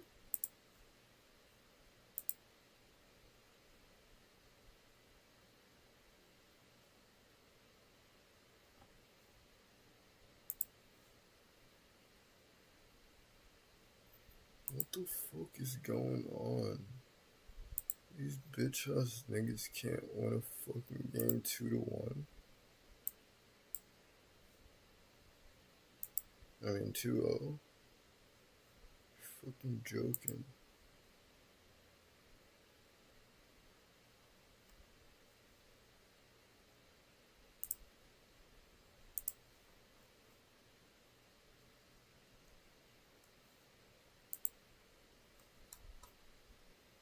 I've been hunting you up on account of saying it. On account of them saying you're the one to beat. Singing and slinging guns.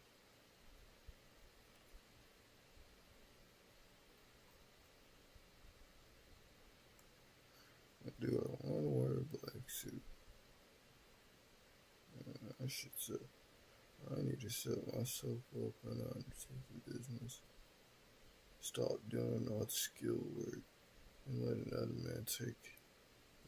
And let another man take the profit. Shut the fuck up. Oh my god, why can't I ever focus, bro? Fuck, bro. Like, oh, bro, it hurts, bro. It just hurts. Fucking hurts. I can't focus, bro. I can't fucking focus. So I never get shit done. So I'm addicted to caffeine. I really should be taking Adderalls. But where the fuck do I even get Adderalls from? Fuck. I'd be taking fucking Adderall instead of fucking painkillers. But sleeping feels so good. I wish I could sleep forever. Focus.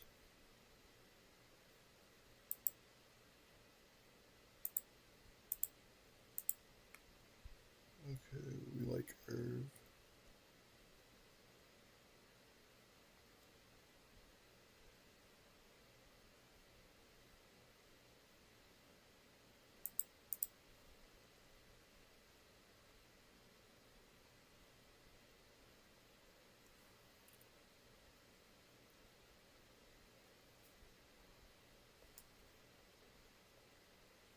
I've been hunting you up on account of them saying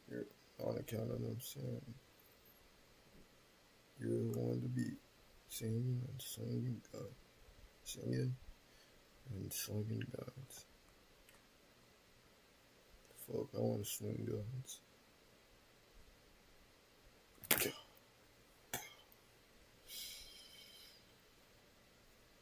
Singing and I'd get smoked so bad, I'm so fucking unlucky. I'd get smoked so fucking fast. It wouldn't even be funny.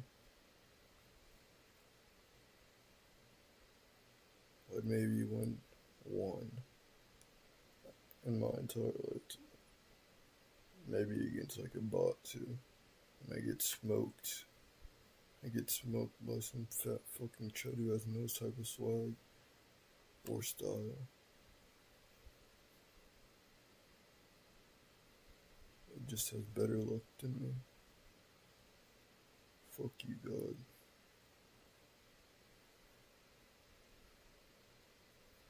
Fuck, I can't focus. Fuck you, God.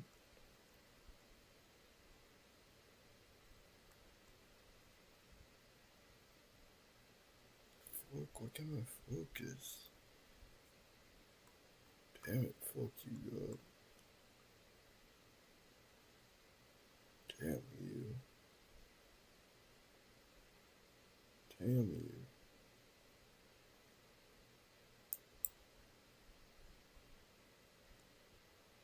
Damn you. Damn you, bro. I can't fucking focus.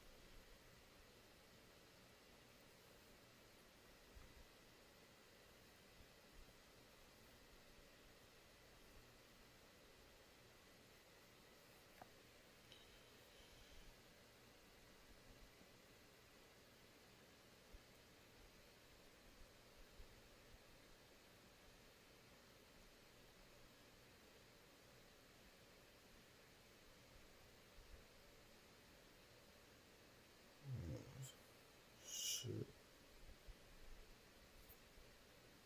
Here we go again. Prepare to meet you. Just looked you up on Facebook. You got 0 friend. This kiss a loser. No, you never kiss you. About ice and pearls. I don't know if it go with chant. If you were a rapper, why is Chris Rebecca would answer like that?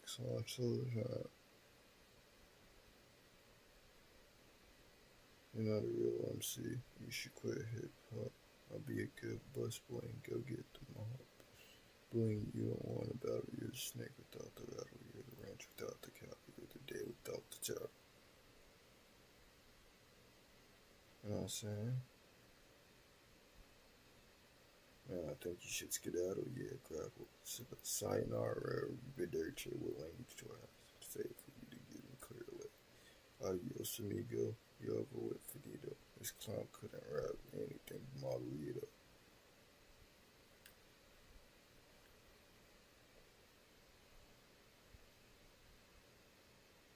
So lightweight that I could blow you over with the gust. You sweet like you're weak like 7 days. You should you should walk around. You should wear boots. You should walk around in some high heel shoes. You know what I'm saying? You should walk around in some high heel shoes. You know what I'm saying? That nigga snapped though. He said, you should walk around in some high heel shoes.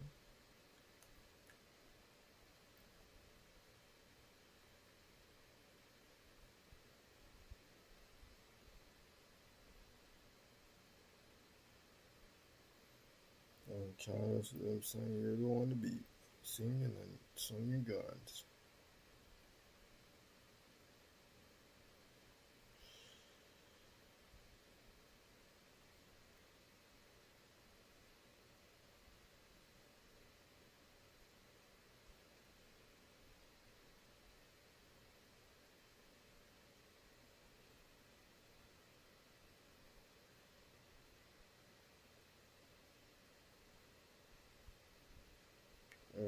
Coconut is that?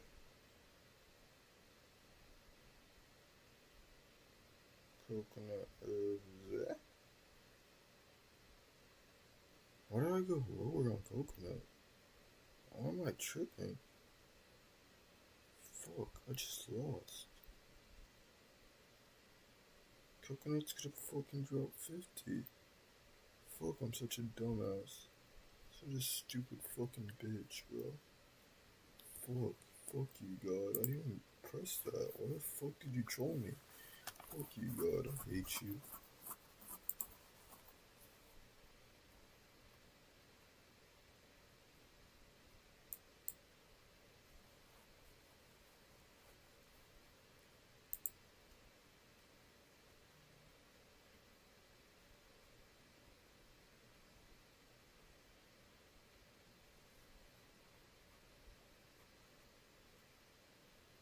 The fuck do you need to verify my... I hate you. I hate the devil. Bro, I hate everything, bro. Everything is just so stupid. I hate real. I hate the fake. I hate everything. Dude, like, what the fuck do you need my age for? Why are you verifying my age, you fucking cuck? Oh my god. Such a fucking loser. Hate whoever.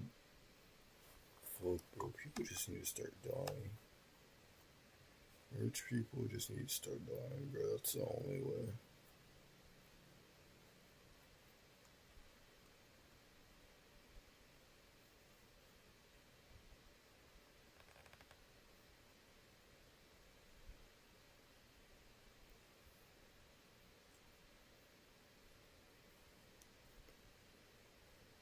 I love these videos. Martine versus Fnatic, Peterbot 2024. Anything but working, bro. Anything but at work.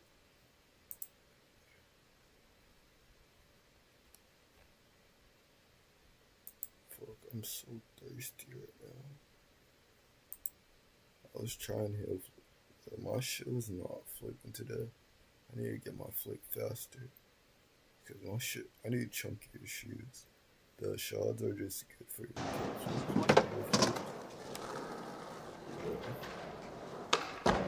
like the chunkier shoe.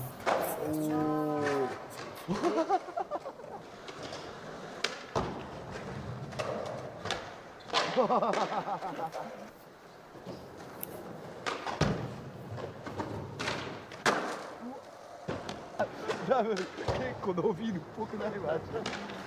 おお。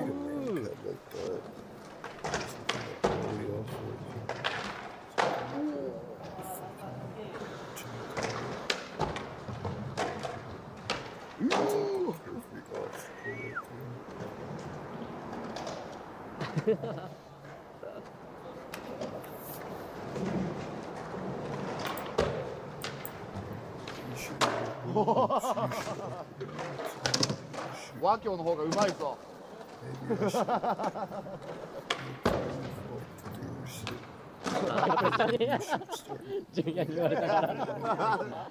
今んとこでも和教の方がポイント高いよ。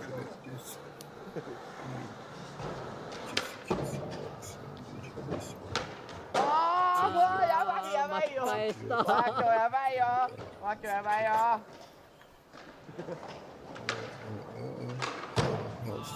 う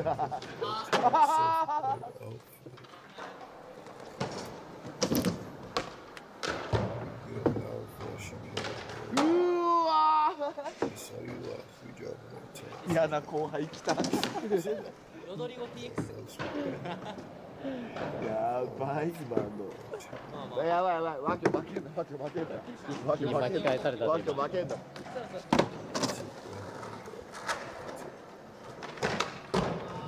なんだよあいつ。な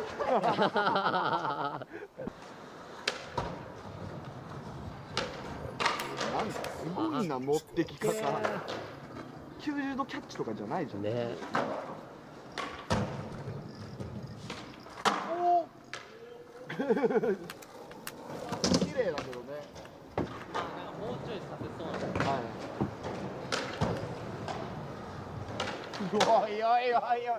うわきついきついきついきつい。引き返されちゃったね完全に。きついって。あ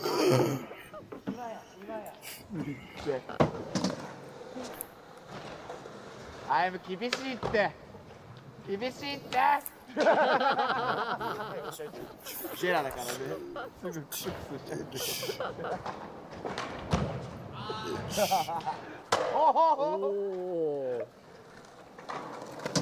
メイク率はやばい。メイク率や、メイク率は和教のがいいな。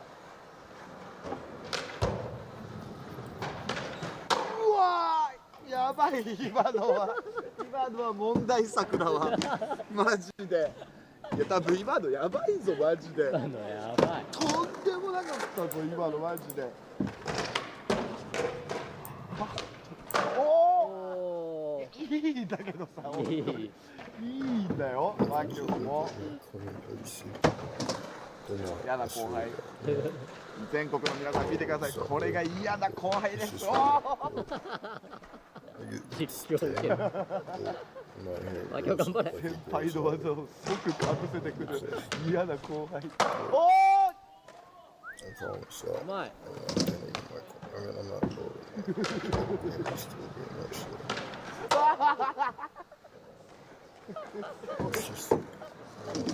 嫌な後輩だわ。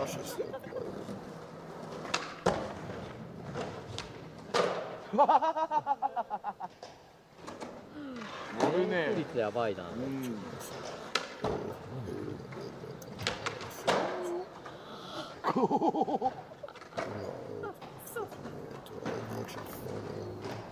頑張れ先輩。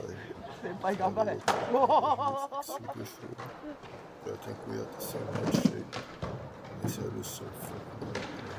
おお。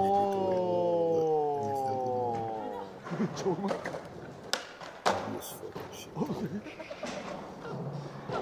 今もうダウンじゃん。なんかもう高さ。あ、やばいやばい、先輩やばい、先輩やばい。先輩良くないジャンルで勝負っぽいぞこれ。先輩ちょっとジャンルミスタっぽいぞ。ジャンルやばい。ジャンル良くないぞ。そっち多分わけよ。やばいやばいやばいやばい。でやろうとしてるっすよ。やばいやばい。やばい。スタンスやばい。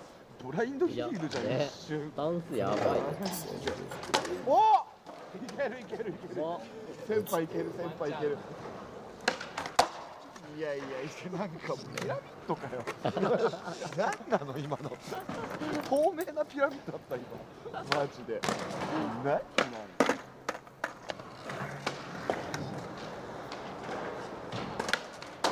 イエーイ。おお。先輩先輩いいぞ。先輩いいぞ。自分も優しい優しい。Yeah, I do like what I can. I want to start shooting.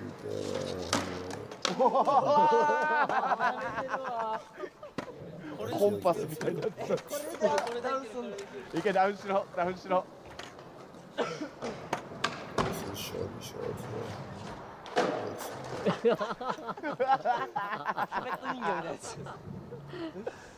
タイムくやって。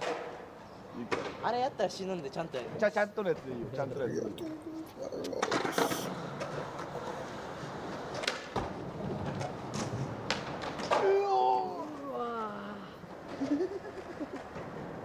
マキオ今顔やばかった。先輩頑張れ。先輩いけるよ。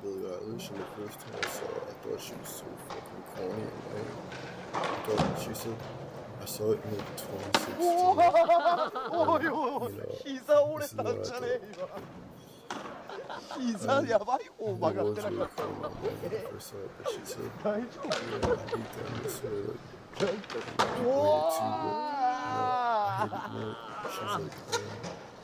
帰ろう。出た。帰ろう。わけ今大丈夫だった。すごい向きじゃなかった。足と体の向き変じゃなかったマジで。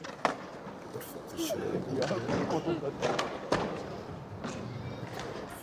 おお。優しい優しい。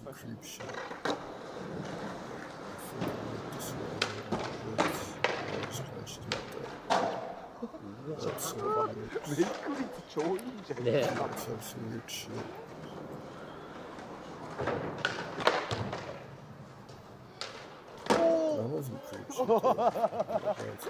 優しい系優しい系。わかんない。いや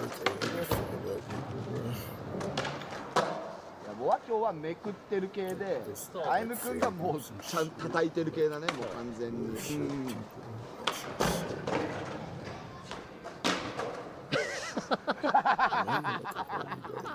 今ダサかったな。おもろい今の。今ダサかった。仮面ライダーの変身シーンみたい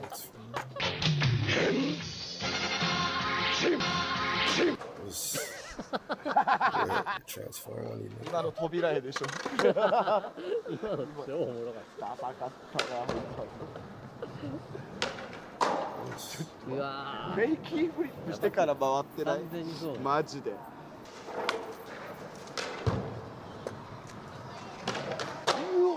Punch the fuck out of the teeth. すげえ。おかしいおかしい。先輩。あんな先輩感あったっけあの人。先輩キャバいっすね。角度の話しないと。今先輩感出してる。ちゃんとビタビタ頼む。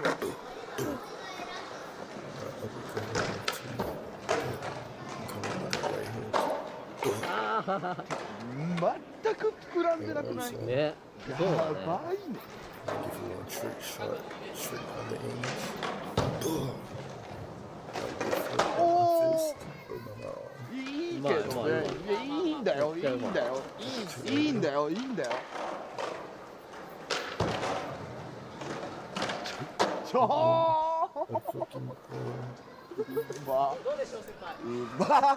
やだ後輩だな。そんな目で見んなよお前。そんな目で見てや。Fuck, I need to get water.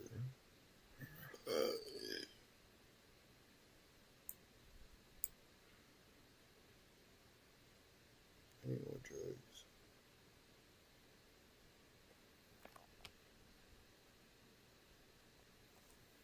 Faker vs. BLG 2024.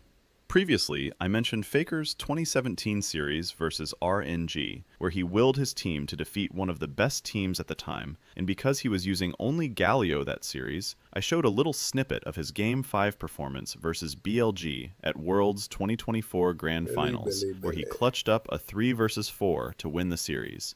But don't let that overshadow how well he played in the other games of the series. Going into Game 4, they were down 2-1 against the ticking time bomb that was Knight's Scaling Smolder. The pressure couldn't have been higher, and this wasn't the kind of series where one player was obviously better than everyone else. It was chaotic, back and forth, and constantly on the edge, and that's exactly the kind of environment where Faker thrives. Will seal away the quickness from Onguest. Charm flashes in, binds two, equalizer in the back line as well, as Faker is not off this earth, he finds the engage. After an incredible catch onto both Elk and Knight, Faker gave T1 more room and time to breathe, and they used the momentum to capitalize. On there with the follow-up, Carrier though, an incredible hostile takeover, puts on in his place, Owen attacking the tower, Glacier puts the stolen away by Faker as he dives onto the back line. Who else but Faker again? In the end he falls, but Guma is making Shun look like a pincushion. This is also the game where Faker secured his 500th kill at Worlds, a ridiculous achievement from the GOAT himself, and he wasn't going to let that special occasion end on a loss. Flash away as well, the hostile takeover comes up short, the last stolen away by Faker, locks Bin against the wall, and puts him 6 feet under. Shun next on the menu, as Gumi usually begins to open up. Shun taken out by Zayas, the equalizer does exactly that for T1. It's going to equalize this series at 2-2. The reigning world champions will not go down that easily. Then comes Game 5, and this is where the performance cements itself as one of the greatest ever. The game itself was close. Both teams stayed relatively even during the first 28 minutes of the game until a fight broke out where On, Gumayusi, and Keria got killed. Left in a 3 vs 4 without his ADC, Faker does his thing. Oh, they go back in! Faker flashes in, and down goes Knight! Once again, when you need someone, when you need anyone to stand up and show just what this game's all about, it's Faker!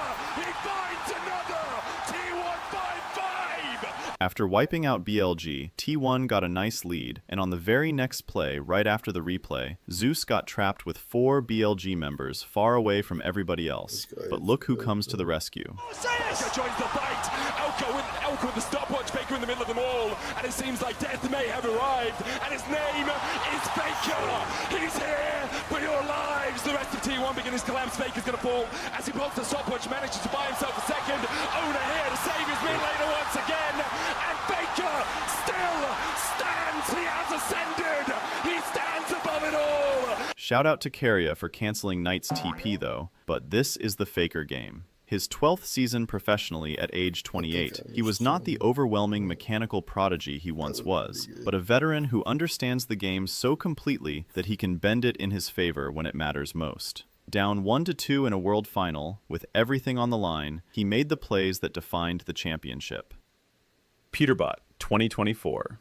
Peterbot's performance at the 2024 FNCS Global Championship is widely regarded as one of the most dominant runs in the entire tournament. From start to finish, he carved an identity of consistency in a game built on chaos. His individual stats tell the story.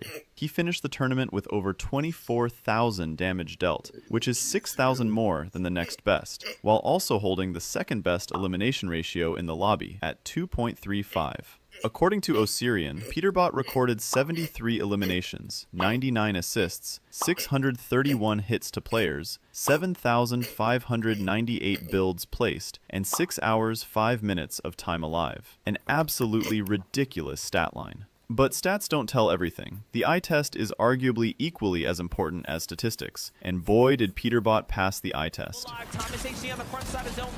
Peterbot is just cooking though, taking down Teeny now. And Buddha! Oh my God! But Peterbot gets a huge chunk out of Thomas is gonna fall! One more shot could do it! Peterbot with the refresh! Peterbot now! How badly do you want it? Greasy is looking for the tag. Both shots can easily go any way. Peter strikes the first one. Can he get the second? He is incredible! While most players are trying to survive and find safe spots, he's actively shaping how the lobby plays out. He acts as both the IGL and primary fragger for his team, and the result is a generational performance by Peterbot. His duo finishes first with 985 points, far ahead of the competition, while also leading the entire tournament in eliminations as a team. He and his duo, Poyo, got 5 victory royales across the tournament, which lasted 12 games. Let me say it again, they won 5 out of the 12 games in the tournament. That's a 42% win rate in a lobby of 50 duos. Peterbot is so great that at one point, there was an internet discussion asking which of these things are harder for an average person to do, score on LeBron or kill Peterbot in a 1v1. Most people who are knowledgeable in both fields think that it's harder to kill Peterbot in a 1v1, since with LeBron, as minuscule as the chances may be, you could try your luck by chucking a half-court shot, or a lucky three-pointer, but you simply can't kill Peterbot in a 1v1. Evo Moment 37.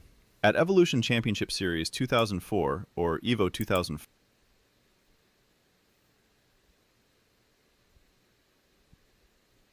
one drugs and water. Damn, all shots and dominoes right now.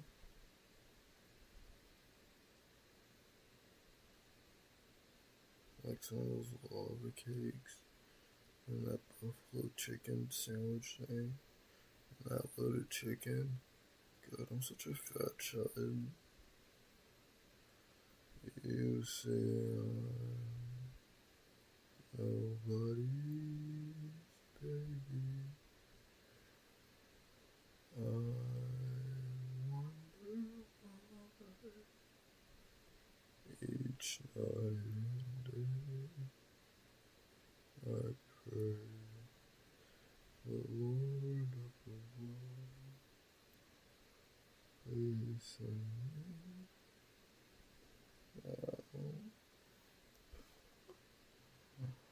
somebody to love.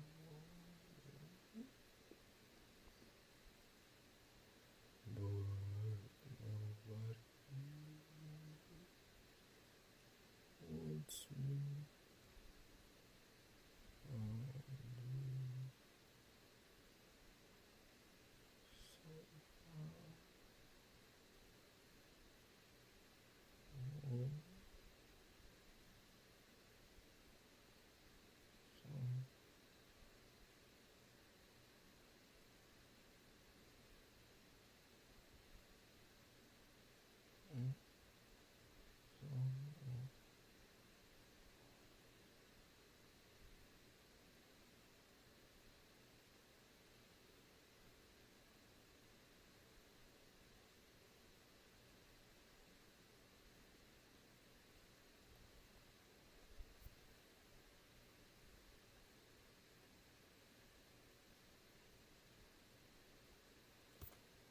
someone.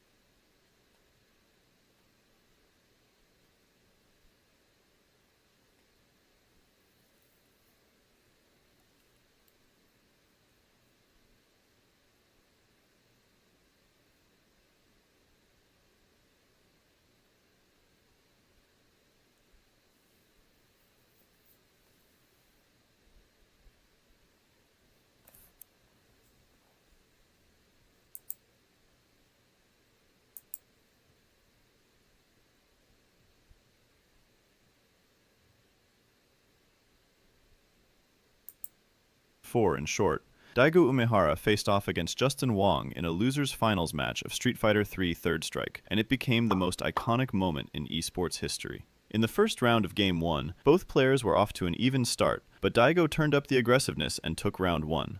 Round 2 started with Justin absolutely dominating Daigo. The HP differential is huge, so while Daigo was able to convincingly retaliate, there was little to nothing he could do with only a speck of health left. Foreshadowing? Now it's the final round of Game 1. Justin Wong is in complete control, while Daigo is down to a single pixel of health. Anything, even a blocked special, would kill him through chip damage. With around 20 seconds left, Justin has the option to play it safe and let the timer run out. Instead, he goes for the finish. He activates Chun-Li's Super Art 2, a multi-hitting move that normally would all but guarantee the round, but Daigo had something else in mind. In Street Fighter III, there's a mechanic called parrying. Instead of blocking, you tap forward at the exact moment an attack connects, negating all damage and allowing you to counterattack. But the timing window is brutally tight, around 1/10 of a second per input. Daigo also had to predict when Justin would start his Super Art move, and if he misses even one, he'll get hit and lose immediately. Chun-Li's super hits 15 times. That means Daigo has to parry not once, not twice, but 15 consecutive hits, each with perfect timing, and it gets even harder. The final hit must be parried in the air, requiring him to jump at the exact moment with an even tighter timing window just to survive.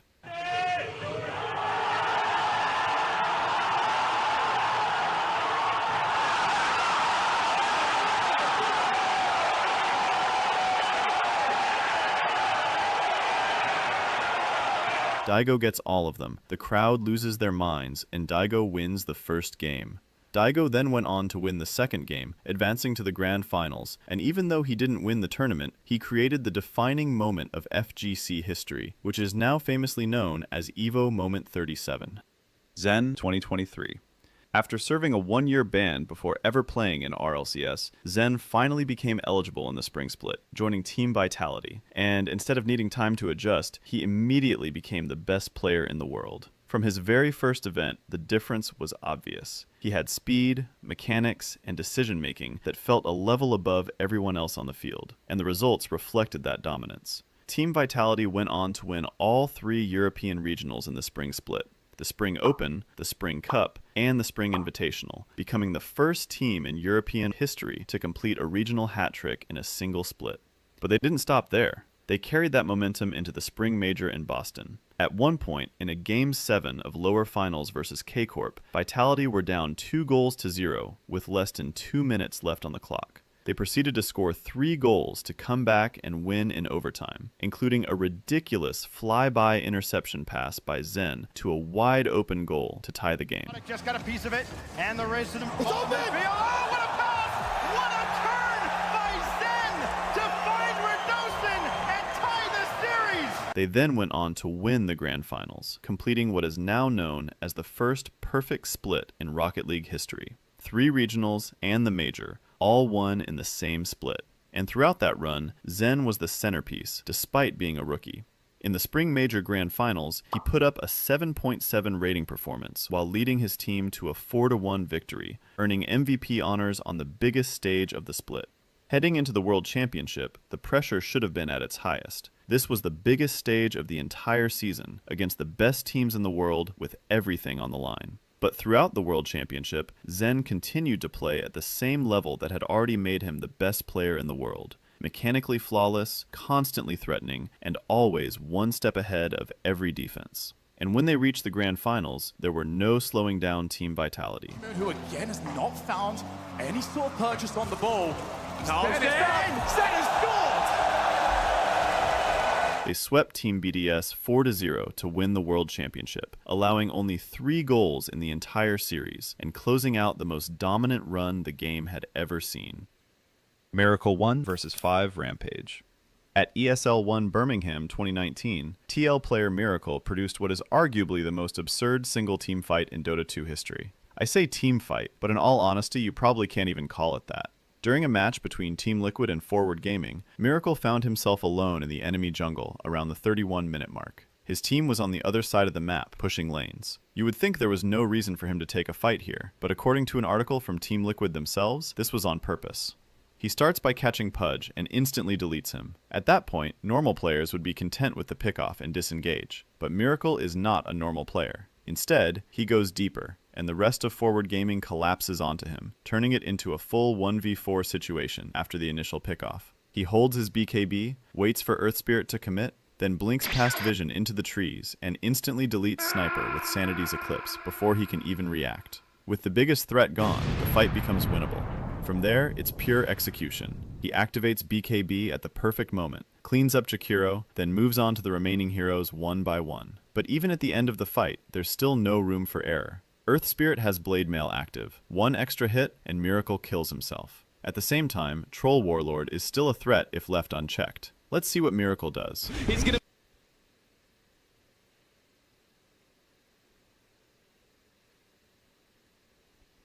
the souls. And just like that, it's over, and 5 forward players dead. Miracle just pulled off a rampage without any help from his teammates whatsoever, with all of forward players at full HP, at a tournament.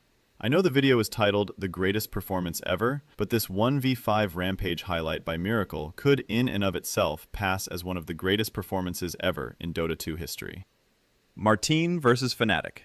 At the VCT 2026 EMEA kickoff, Gentlemates were among many surprising teams that performed well above expectations around that time. They were a team that had never seen the international stage before, and when they reached all the way to the middle bracket final, Martine wasn't going to let the team's chance slip by. He delivered one of the greatest carry performances in Valorant history, but the series didn't start off so well. Facing Fnatic in a qualification match for Masters, Gentlemates found themselves down 0-2.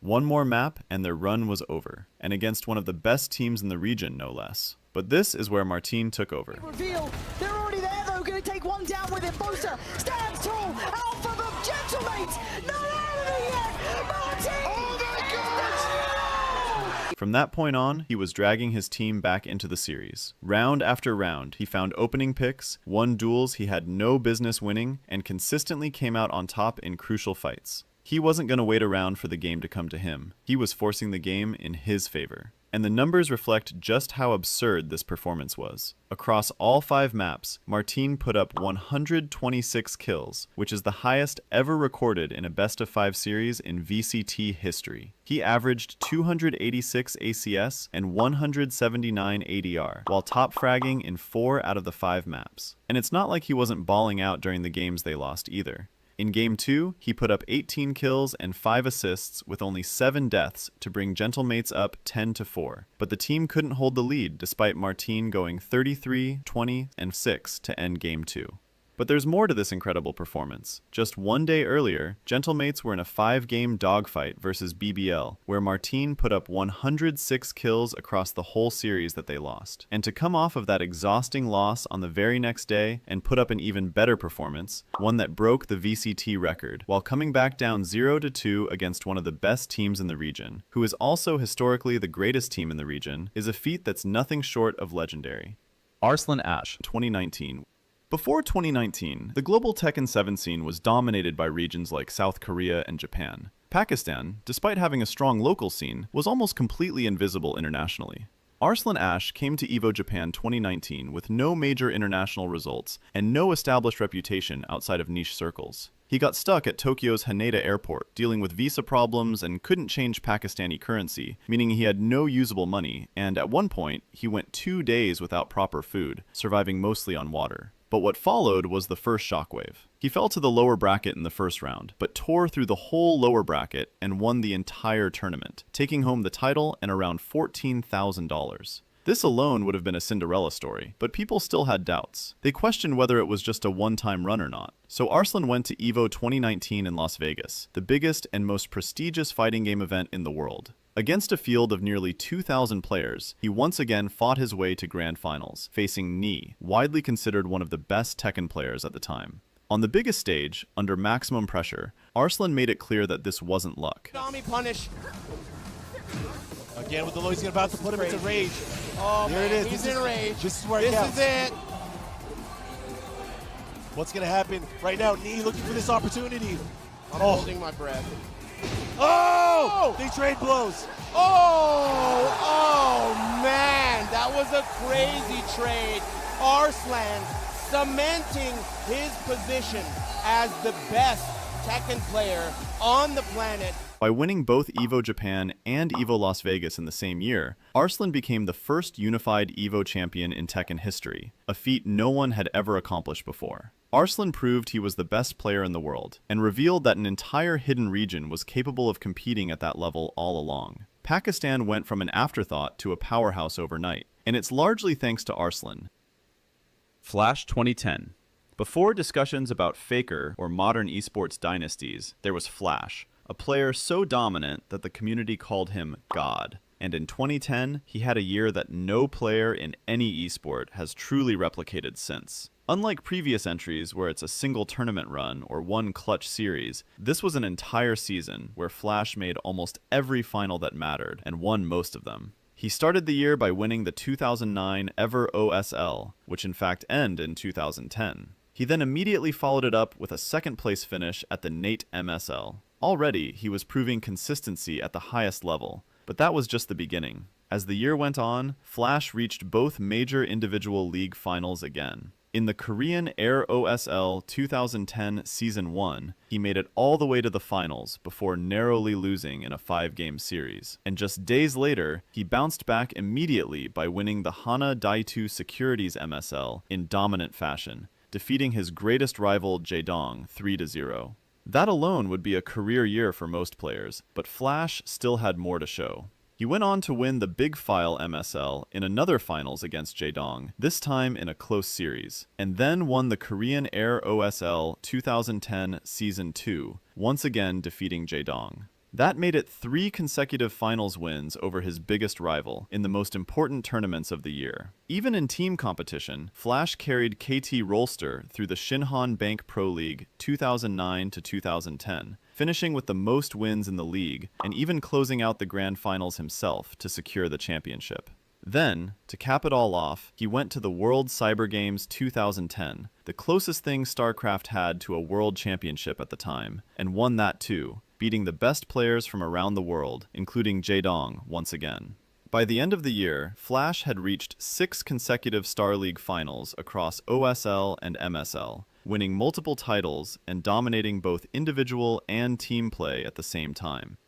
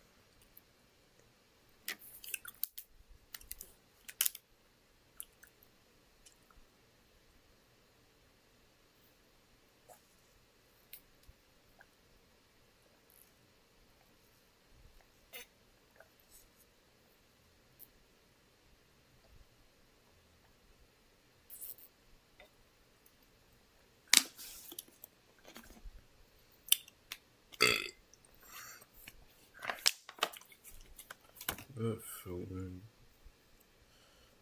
when you drink like room temperature water after you eat something cold,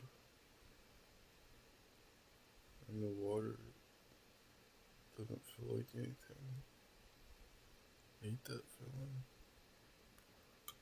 feeling.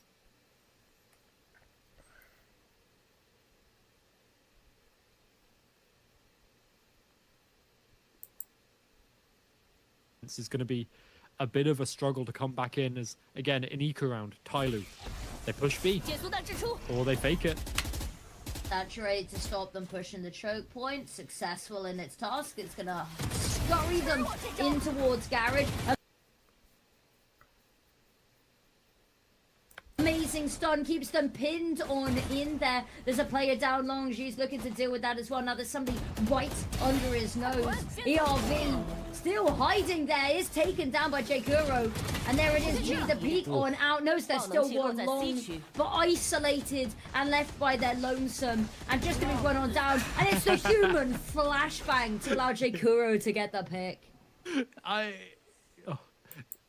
I don't know if I was going to say I love it, but I also hate it. I hate it. I absolutely despise it. Yeah. Neon's broken, nerf Neon. However, watching it from another POV is just really quite satisfying.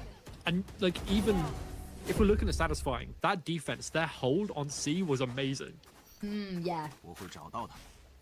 Like, the way they played these crossfires, these trade positions, was absolutely incredible. Here we go. Flash, in. There's a TP up onto the box. Looking to punish it. This time will be unsuccessful in such an act. Backs away, and they've made no further progress, but they've not lost or given anything away either. They've got time to play with. Again, it's a slow round from Tyloo, and it feels like these just allow JDG to get the right read, allows them to get into the right positions, and I think this almost always leads to JDG winning if Tyloo play this slow. Messy fight. Both will walk away alive, but worse for wear. And now there's 3 over towards A. The Neon will be able to get there super quick to hold the site as well. The Paranoia to slow down the attackers. JDG are so good at their defense. Oh, amazing TP to try survive. Oh, okay, and the kills come flooding in. Coconut's managed to find 3 from somewhere. And that's single-handedly taken all of the wind out of their sails, and now it's just slowly who's not on site, doesn't have Spike, and has now been spotted. And the Surely corner, he can't get the ace, right? He's so low. It's not going to happen yet. And we talked about how we wanted 8 or 9, right? I genuinely hate you. The best is even, I think now, right? Best is even. This is... This series has just been slowly slipping in Tyloo's hands. I mean, Coconut getting the 4K there, he's been incredible on this side, on this map so far. You know, he had flashes of brilliance on Bind because he was playing Sky, but here, 13 and 5. Like, this is just, you know, not a performance you usually see from your Sova players. JDG, aggressive, over towards A. A little bit of damage done, but they get so much control and they force Tyloo away, back towards B. But Tyloo, they're on a Thrifty. They don't mind hitting B on the Thrifties, that's what they like to do. Why not? But the issue is how quickly they get pounced on. The stun is good, but Wayu's already found the pick. In the meantime, Coconut was one of their own, and they've managed to go to the site. The wall has to come down eventually. Spike's dropped in no man's land, and actually it's not even no man's land, it's JDG's. Scales does find one with the Bucky. But again, that Spike, so irretrievable. It's going to be really awkward and cumbersome to try work it onto this map. Orb comes out to try allow them to get that Spike back. Slowly, peeks out into the corner. A mistake that he has made. And Wayu knows where the last is. She's in mid. They've not seen him leave. They know he's in the cubby and Scales will fall. And now they can't even get even. The best Tyloo can hope for on the side that is meant to be their better side is 5. And previously, when we saw Tyloo last up against All Gamers, they got 2 rounds on their defense, and that was it. 2 rounds out of 10. It's just not many. Yeah, this not many at all. This is looking like JDG. They're just going to take this series in a 2-0 fashion, which I did not expect going into this series. Mind expected for Tyloo. Haven, yeah, maybe JDG win that. That's fine, but they are just looking unstoppable. They want to lock in that playoffs. It's looking more and more sure by the round, is it not?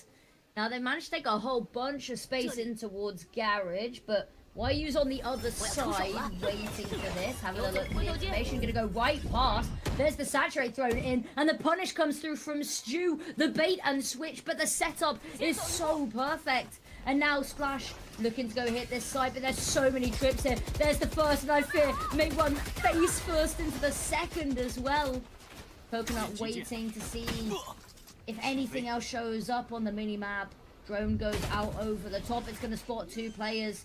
Shock Dart over the side, trying to deter them from the plant, but just going to do a bunch of damage.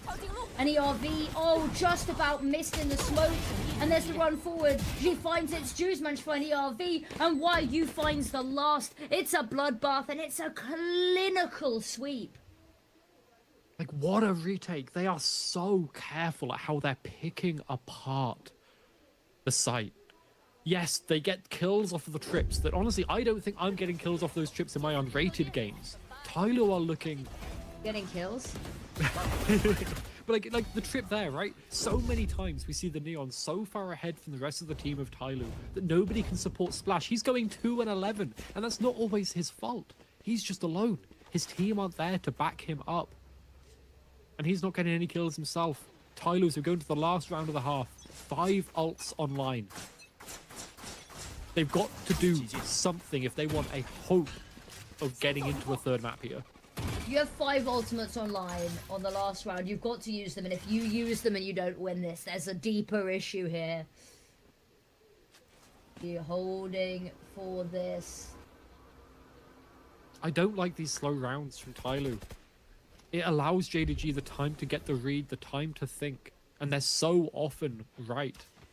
This is the first time they've not had people on the right side. But now they will. There's yeah, the first immediately. fight, yep. Instantly taken down here. And that's the player disadvantage. And they've funneled themselves so far in. Now they've got a little bit of presence in towards mid from Slowly that they can push up with. As we can see, Slowly crawling on forward. Stu's on the other side, careful of Garage. And a bit of a responsibility on his hands to handle both, but... Rotate's coming all the way round, and now suddenly J. Kuro's domain once again.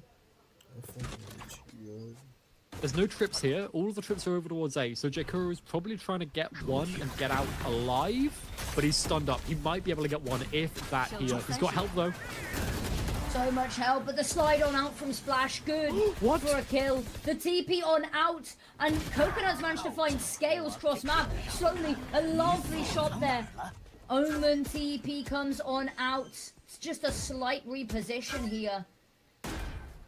Hunt comes on through. Smoke goes out to stop them going to play main. Now that was never their intention, was to go mid. But this fight here, as Coconut approaches, each of these individual 1v1s need to be taken. Slowly good for the first trade comes through, however, needed that double kill. ERV, so much pressure now. There's the teleport back on out, and it's just going to be pushed, closed in, squeezed by the walls here. And the hydraulic press that is this JDG half clamps down around them and squashes them to a pulp.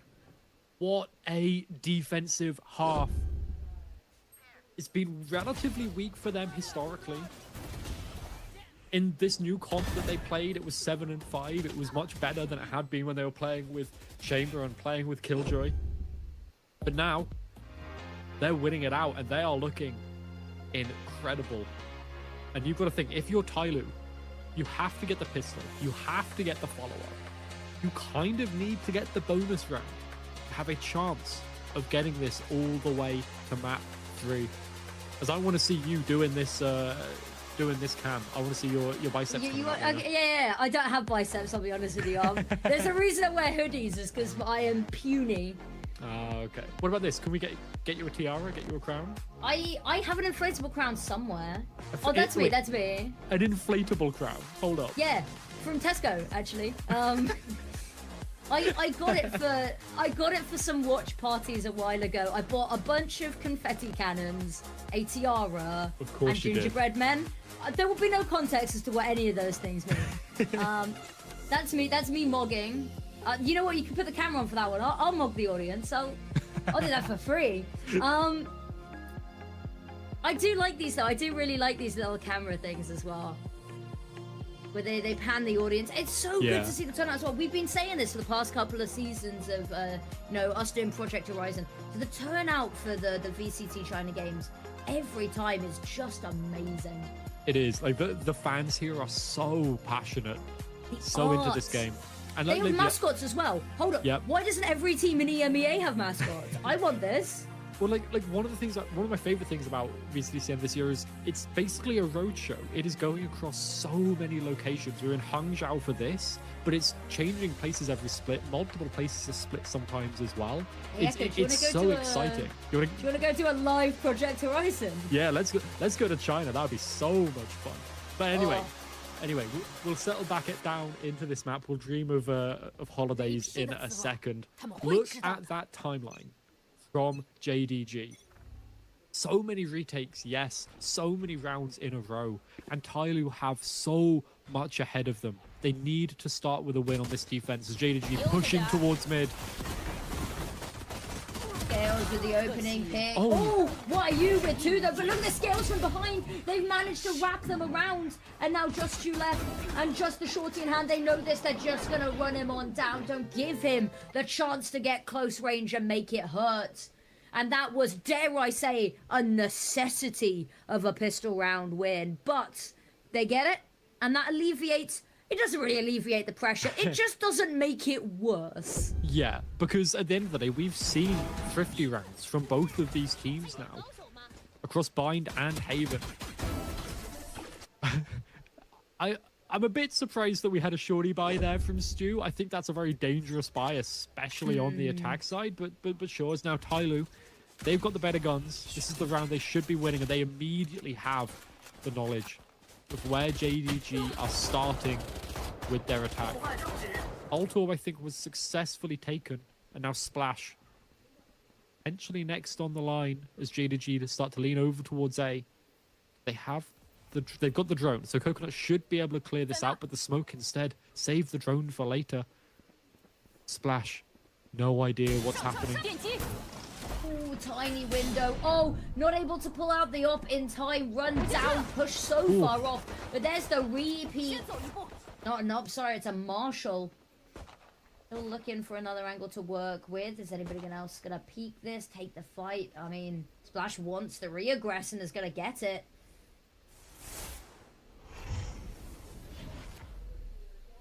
Spike though. Spike's in line of sight, and that's gonna be a bit of an uncomfortable one to... I like this from JDG, just waiting. A little bit of doubt and immediately swing. Splash misses the shot, sees all of them. The anchor, they've got to hold down this site. Flash, there's another one just firing the no scopes from the hip. Good for 3. And there's the backup. ERV steals away the last, but holding on to that site, and really good job to find as much impact as possible, especially with so many bodies heading away. It's difficult to make that Marshall shine. It is, but I mean, even just finding the first, shutting down the Neon, I think it was kind of a gamble of who that was actually going to hit. And then, talk about gambling, just spamming it through that smoke.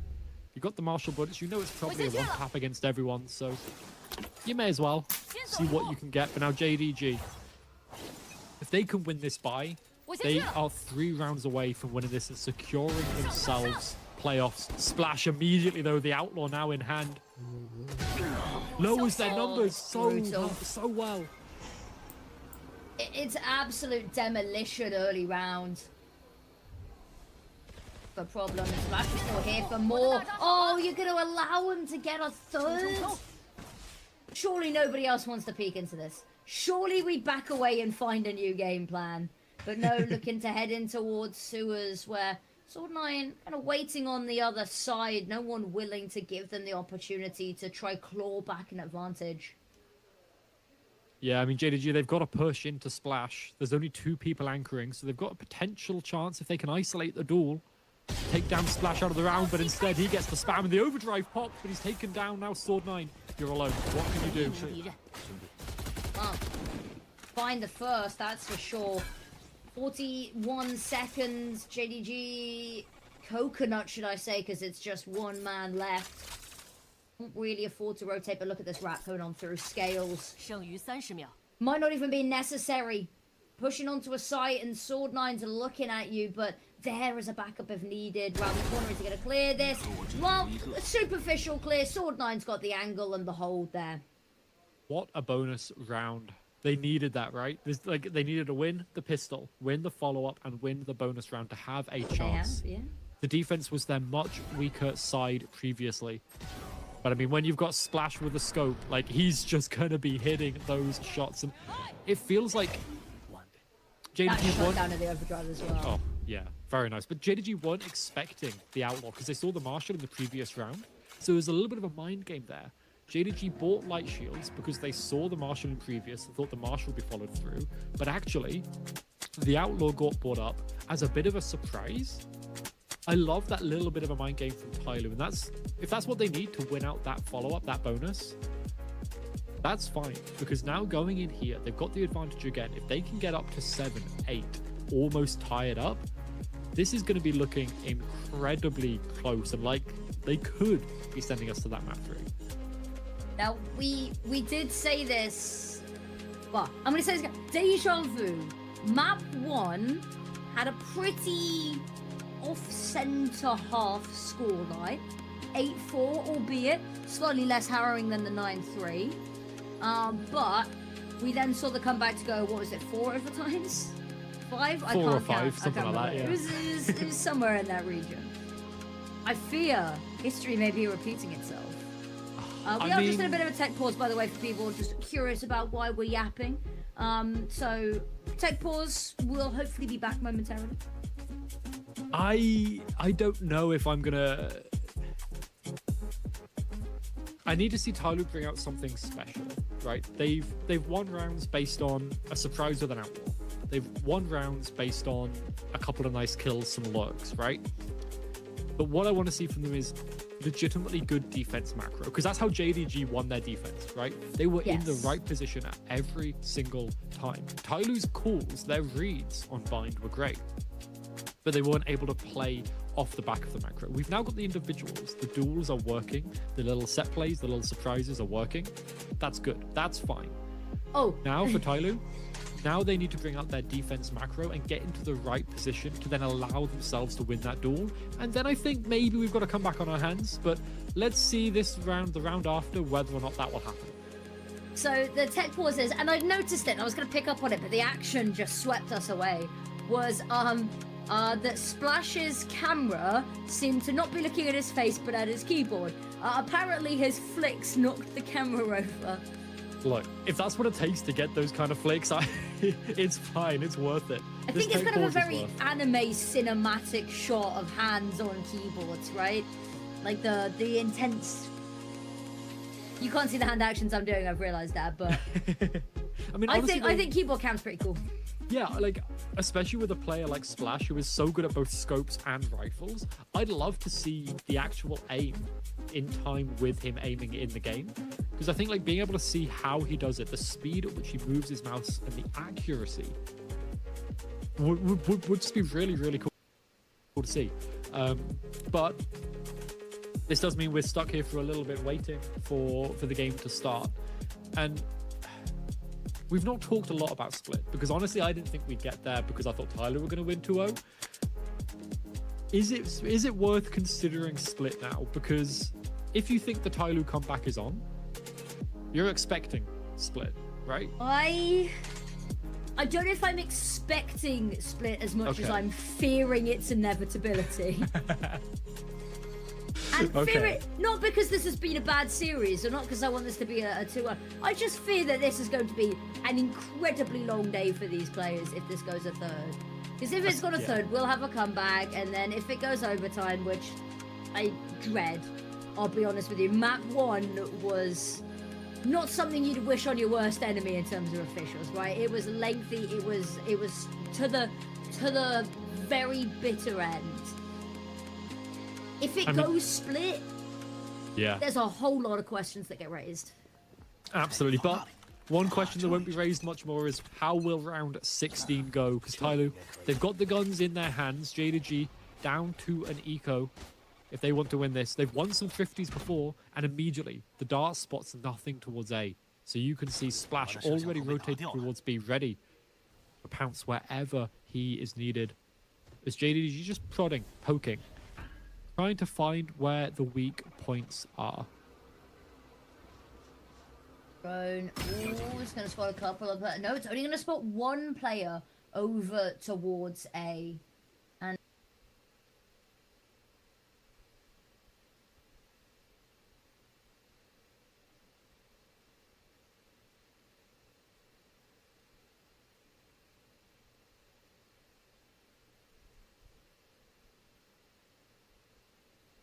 maybe a bit of a misnomer, because it's only the Cypher that gets spotted, and you've already had a little bit of contact in towards Garage, so everyone's just going to hold their positions until further information presents itself.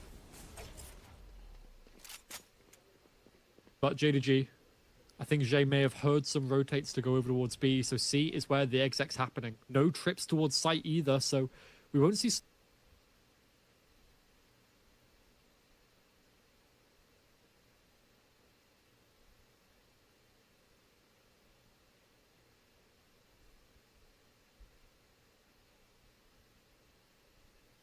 slowly getting any ratty little Cypher kills as usual. So they should be able to get the spike down. And J2G, if they can get the spike down, this is going to be actually quite risky. They're pushing into shotguns for Tyloo if they're retaking this.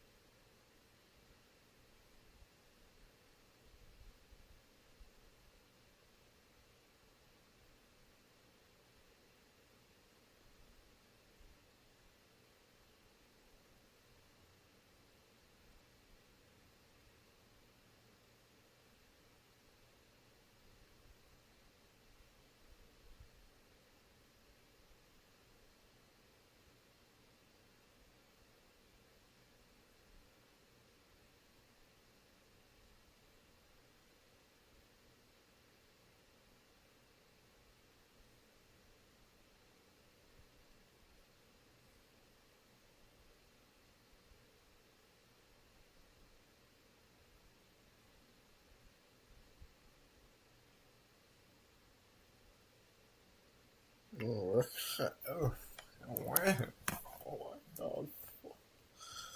Fuck you, God. Fuck you. Oh, God.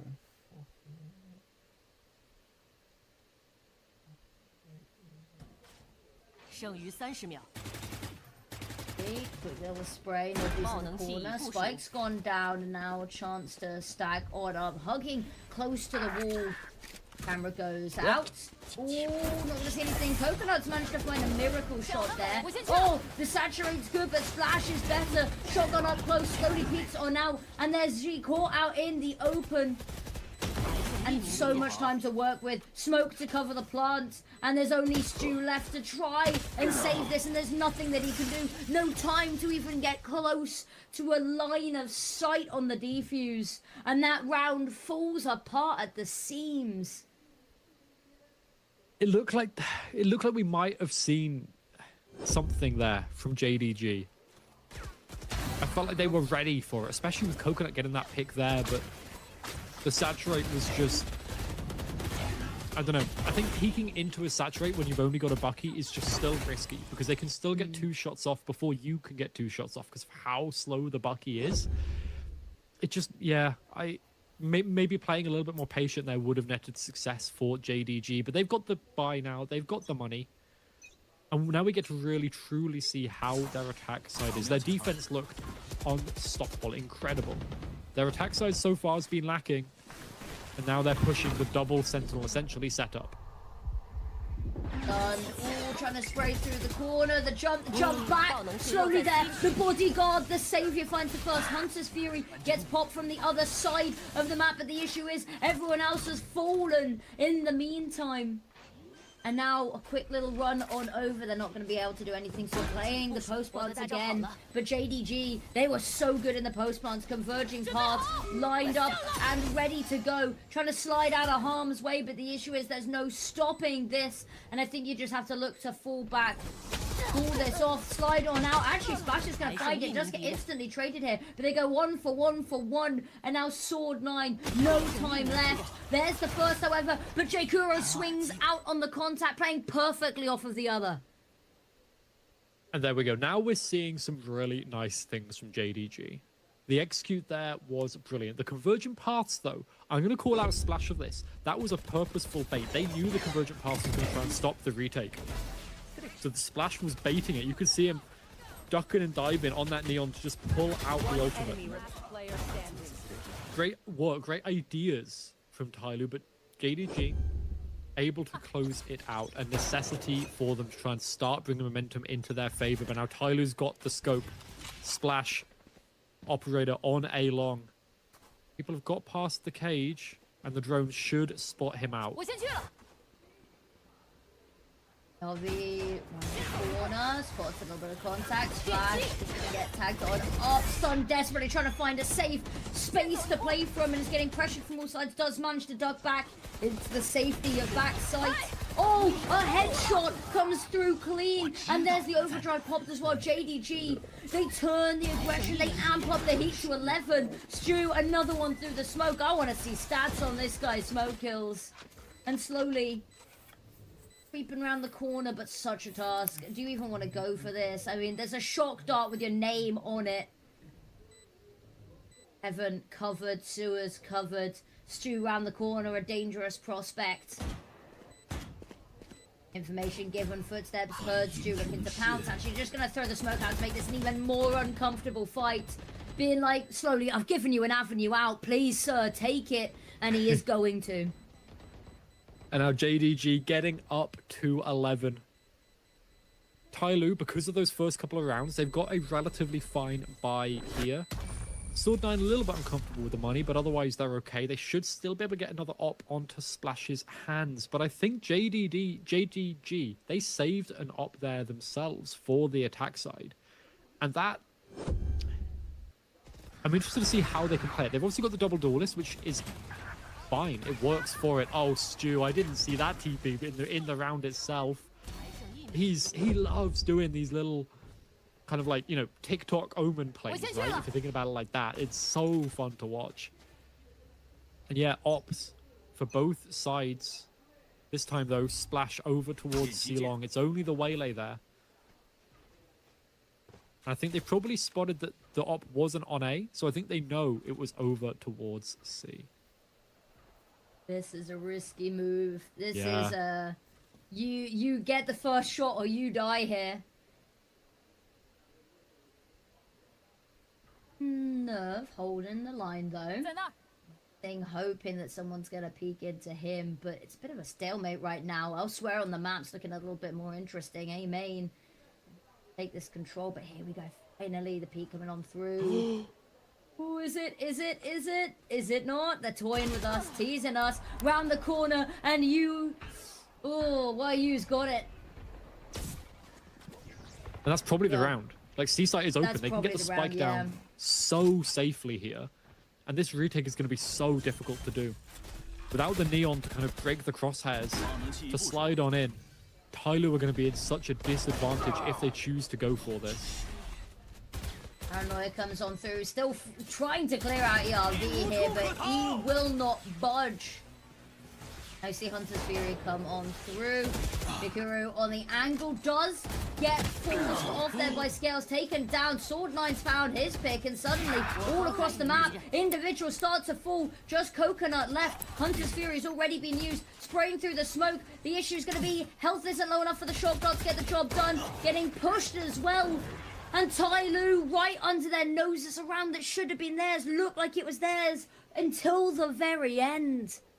They just managed to take apart that post plant so cleanly. I'm very impressed that they won all of those fights. In a 4 versus 5, you need to win them if you're taking the ones, and they just so happen to be winning them. Great work from Tyloo then. Yeah, it's going to force the timeout from JDG, stop the momentum in its tracks. They want to get that match point online as soon as possible, because then the pressure is on Tyloo even harder than it is now. The key thing though, obviously, for JDG, the overall pressure is much higher, right? JDG, Yes. they need to win this if they want to secure themselves into playoffs. If There's Tyloo elimination, wins, yes. It's on the line. Like- Tyloo wins, they get first place in the groups. Okay, it's great for seeding, but ultimately this doesn't impact them as much.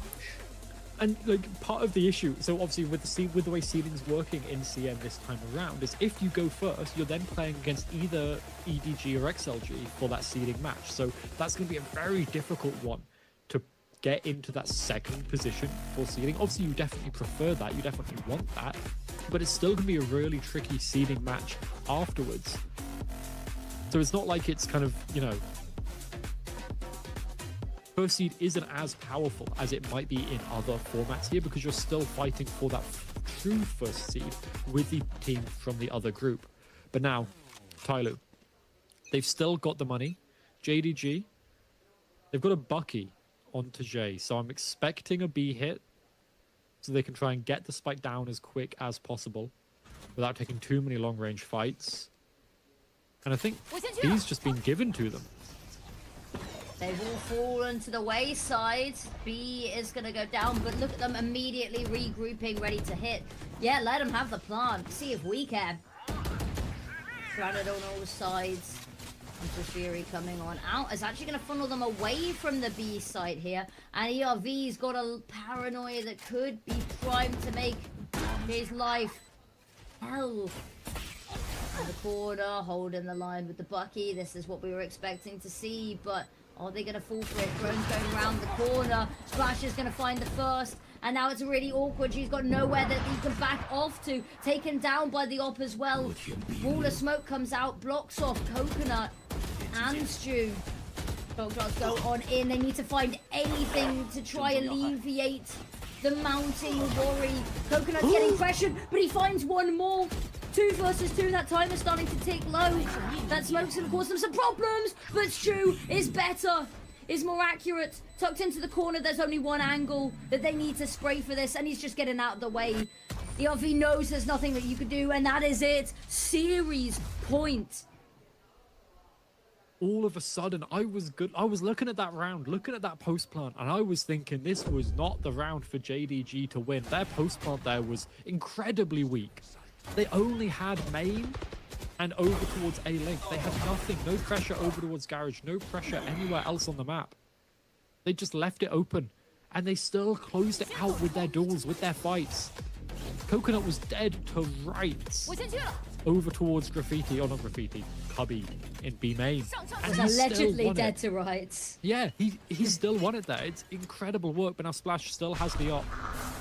Gotta find something, and he missed. No, that was their chance. Devastating, and Jakura's gonna double down, and that's double the trouble for them. And their spike goes down, and there's so much defense. Look at them, they've got so much buffer on all fronts. Drone goes into heaven, spots 2 players as well. Shock dart ready to go. Trying just to get a little bit of chip damage there as well. It's not really going to find all too much. And there's the picks coming on through from heaven. They rain on through. Paranoia is good. Coconut is being heavily pressured here. But Stew down in hell. And now it's all down to Coconut. The drop on down's been heard. Dancing on the box. All you have to do is buy enough time or find the pick. JDG do what we never dreamt. And they close it out in 2. Taking down Tyloo, the reigning champs of their group, and securing themselves a spot in playoffs. Absolutely incredible work, JD Gaming. This is not a result that we expected, a 2-0. They could have won this if it had gone to split, we thought, but no, they are here and they are showing when we get to playoffs, because we are now locked in. We are a team to watch for. We want to go to Masters London. And Tyloo, yes, okay, they're still in playoffs. They're still able to fight for that position. But with this loss, they're now looking a little bit weaker.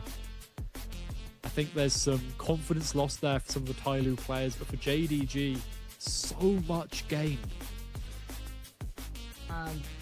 Lost on one side, given to the other, isn't it? Whatever Tyloo lost in the confidence has been doubled and given to JDG, and you can see the smart. It's just, I think that this is an omen of what's to come, right? As we said, that both of these teams a little bit lackluster in kickoff, and didn't change all too much necessarily. I mean, a couple of changes in the likes of Haven comps, but I think that we're starting to see them settle down a little bit more, and that's really giving them a chance to shine. Yeah, they are looking so strong. And, you know, I really think that this Haven comp they've now settled on after really exploring some different archetypes. They found what works. The Cypher, they're able to get so much value off of it if your opponents aren't playing their Neon in a tradable position. And that's what was happening. But as we're looking towards playoffs, towards more difficult opponents, those Neons are going to be much more tradable, much closer with their teammates. I think that's going to be the real test for JDG. How do you play against a team that has their fundamentals down? Exactly, that's the real worry, I think. But again, that's going to be a future team's problem. Maybe we see the rematch. I'd love to see the rematch of this. It would be so much fun to watch that. But we've got an interview, so we'll throw it down to Bidos for the translation. So you've made that transition from the duelist role to controller. 而且 J.Crow 上次也说了，觉得你的控场位打得很好，想问一下你在这段时间是如何做出这么迅速的调整来适应位置的转变的？ 엔트리에서 연막 포지션으로 당분간에 빠르게 조율을 하셨는데 제크로 선수도 스튜 선수의 연막을 엄청 인정하셨고 그 짧은 시간 내에 어떤 조율을 하셨길래 이렇게 포지션을 적응하셨나요? 어떻게 적응했나요? 일단 제가 했던 것들은 사실 제가 안 그래도 시간이 없기 때문에 그냥 대회 영상 같은 거를. And then he says that during this time he watched a lot of controller VODs to like get himself familiar with the role. 那之后对自己在队内的定位会有一些不一样的规划吗？ 추후로 팀에서 본인 포지션에 대해서 새로운 계획을 갖고 계시나요? 사실 어떤 포지션을 할지는 모르겠지만 그래도 뭐 모든 포지션에 대해서 다 긍정적으로 생각을 하고 있고요. 그래서 그냥 어떤 포지션이든 기회만 된다면 또. And he says that even though he's not quite sure what role he will play in the future, he will still really want to try many different roles. 多尝试更多的位置。确实我们也有看到，在转变位置之后 ，Stu 选手也是给我们带来了非常惊人的火力。因为今天在图一。And why did you play Omen on Bind? What was the consideration there? 非常好，特别是你还有一个灵性的 Ace， 也想知道为什么会在这张图是使用幽影这名英雄呢？是有你自己的一个什么样的考量吗？ 바인드 맵도 타일로 팀에 대해서는 엄청 경험도 많은 맵이고 이 바인드 맵에 대해서 본인은 무엇 때문에 오멘을 선택하시나요?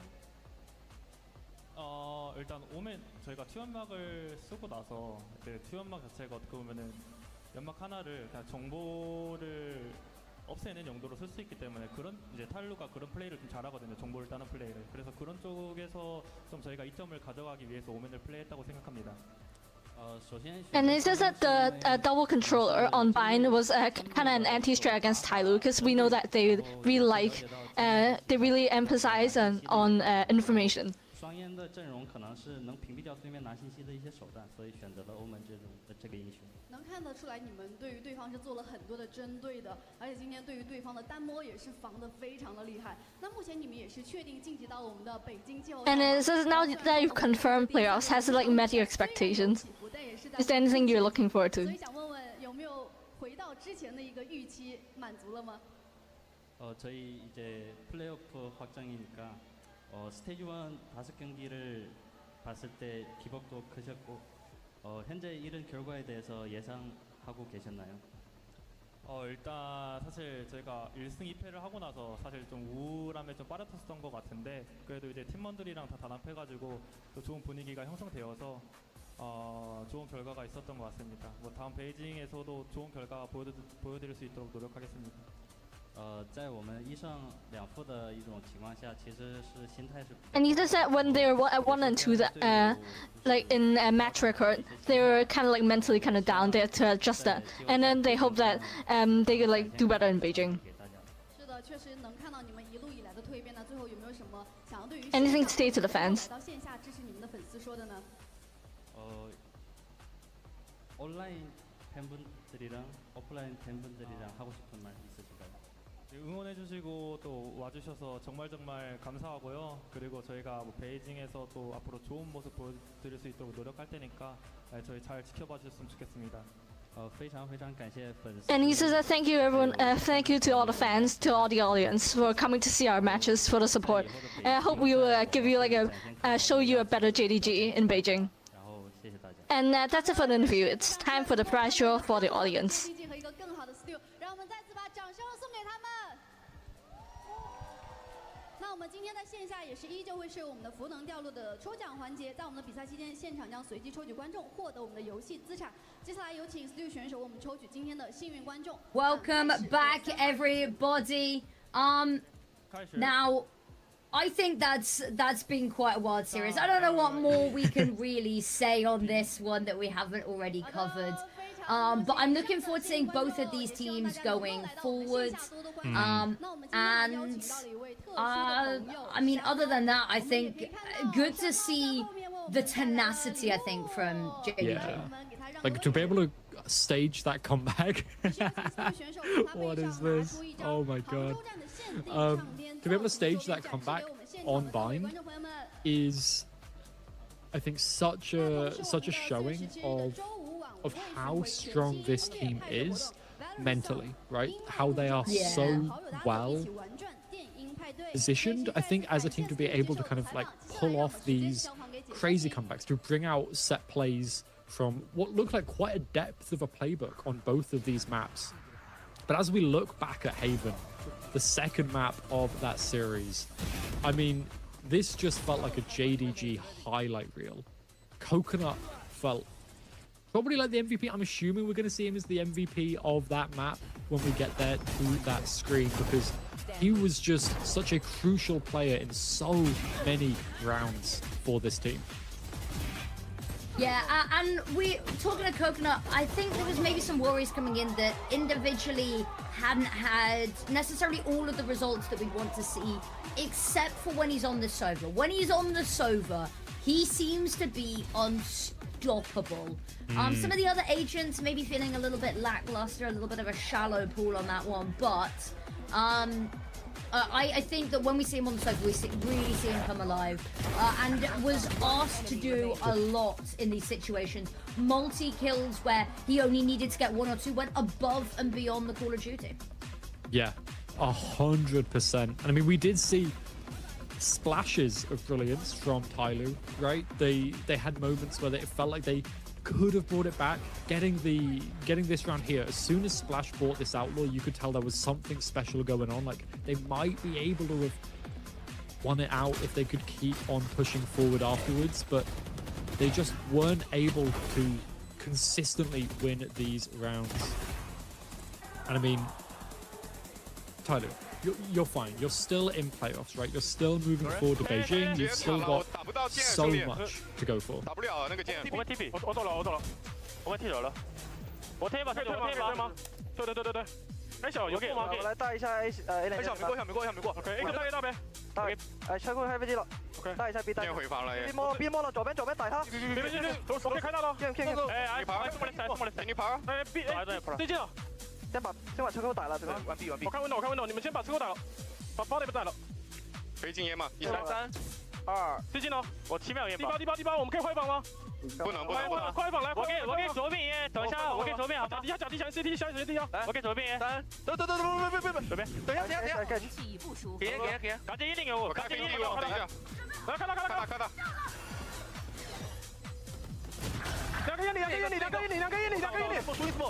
，nice 还有，帮我，一起拉，一起拉，8点回个 ，garage， 完赛，let's go。 Welcome back, everybody. And I mean, MVP, who else was it going to be? 307 ACS is crazy. And then the 81% cast just on top. the cherry on top, really. Like, every single round, it felt like this guy was providing value to his team. Whether it was through his 3Ks, his 4Ks, his clutches as we saw in that comms round, or whether it was just consistent good utility. He was getting so many good shock darts to deal a little bit of damage, and that chip damage allowed his teammates to then win out the round. Whether it was his recons to get the assists, he was just always there. And as we look here at all of his stats, he is well above average in absolutely everything. I feel like well above average is selling this a bit short. This is spectacular. Yeah. This is amazing. I wish my graphs looked anything like this. In every single metric going above the average, doing incredibly. And I think another thing as well was you talk about destroying the utility, gave so much room for the rest of the team to work more effectively, which was something that we saw on the other side, is that Splash was getting shut down a lot by some of these trips. That was just not necessarily as much of an issue with Coconut being the absolute meister of destroying them.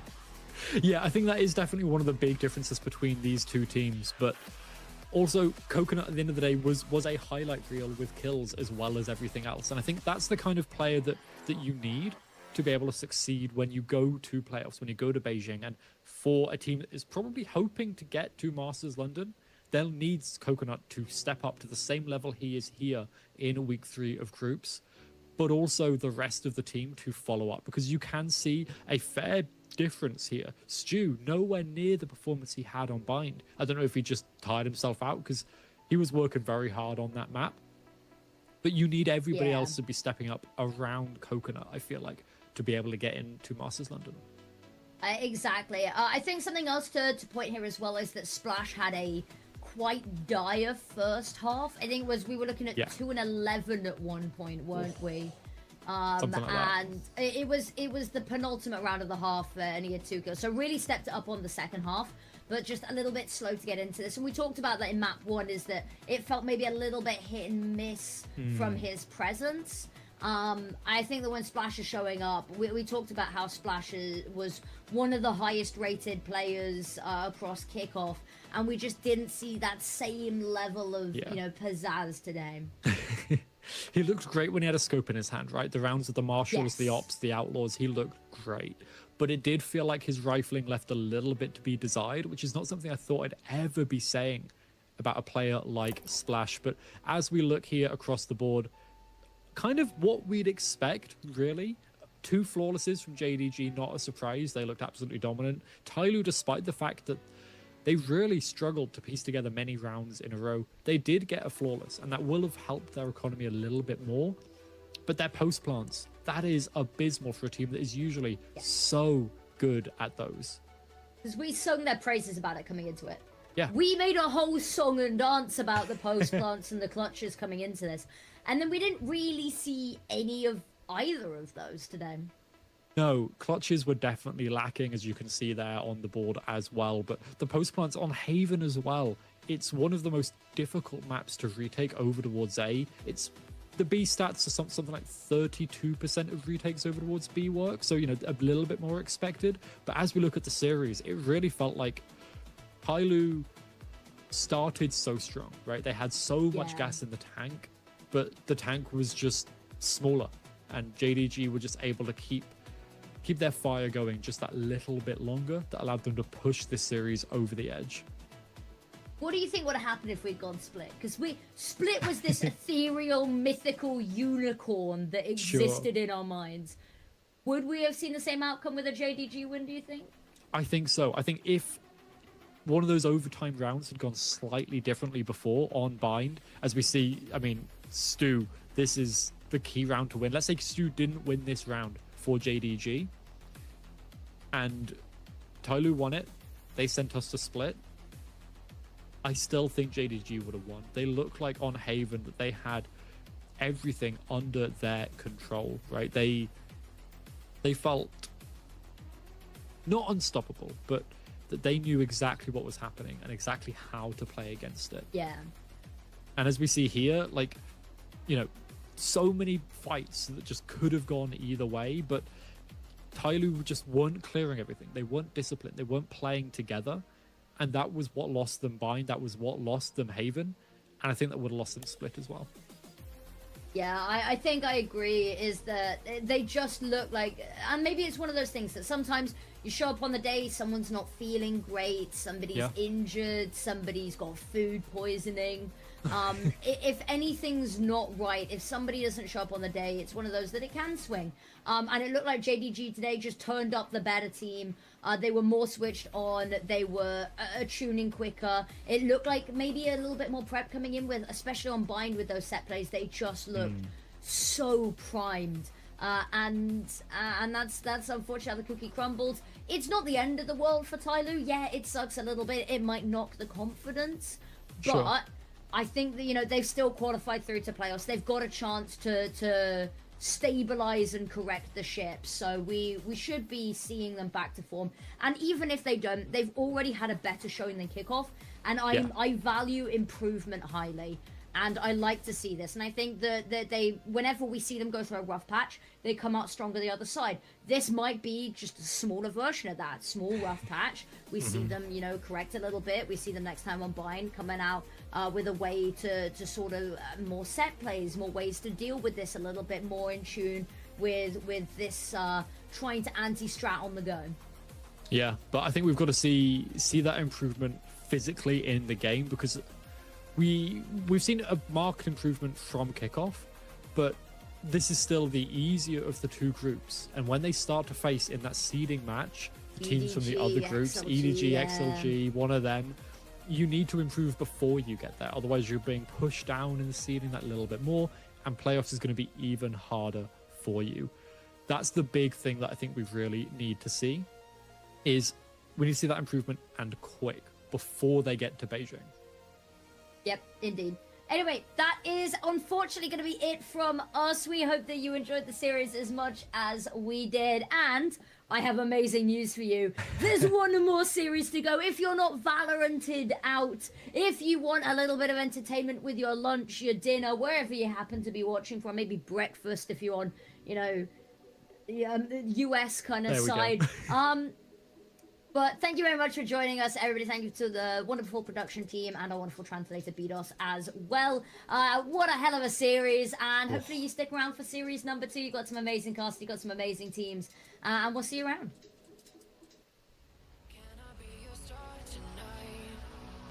You fill my soul with light the day we met. I don't wanna leave your side. Have me by your side when the sun sets. Let's leave for an eternity. We'll sail across the lights beyond the sky. I'll be with you eternally. I'm an addict for your love, it keeps me hot.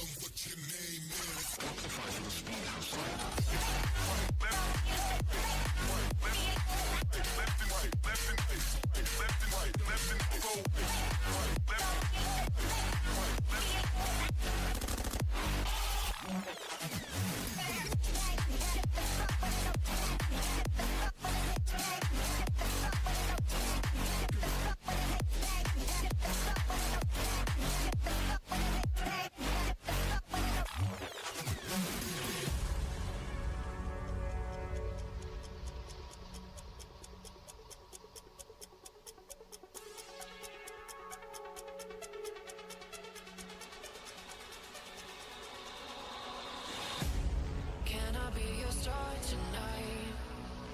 You fill my soul with light the day we met. I don't wanna leave your side. Have me by your side when the sun sets. Let's leave for an eternity.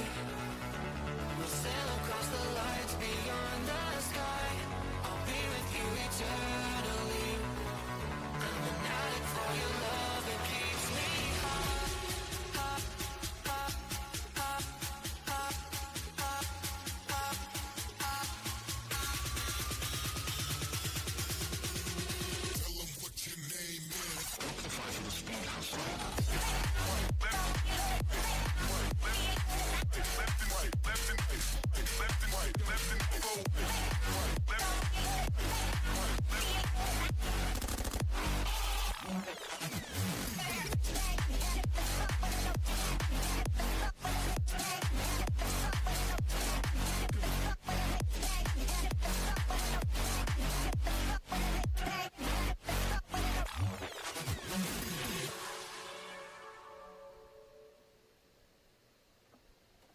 I just can't let you go.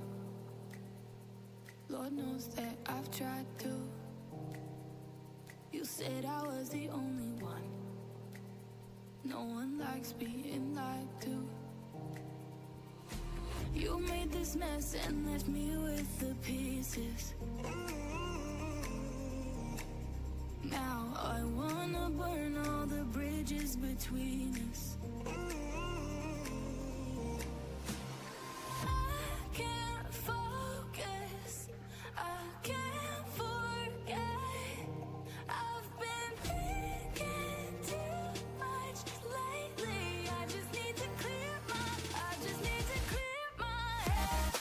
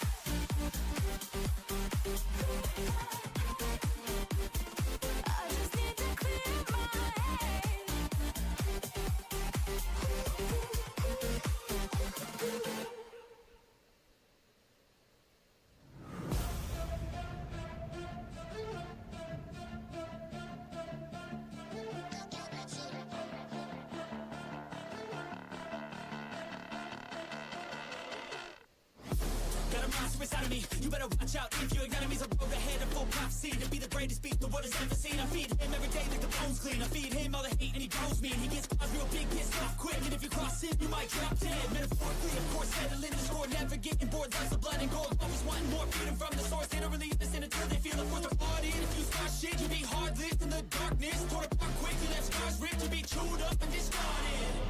And this world ain't right, won't accept it. Negative energy, I expect it. Once it's in your mind, it's infectious. So fight for your life and reject it. You better give me space, I'm protective. My adrenaline spikes when I'm threatened. And if you stay in my way, I'm aggressive. Cause when there's no exit, I'll kill when I'm desperate.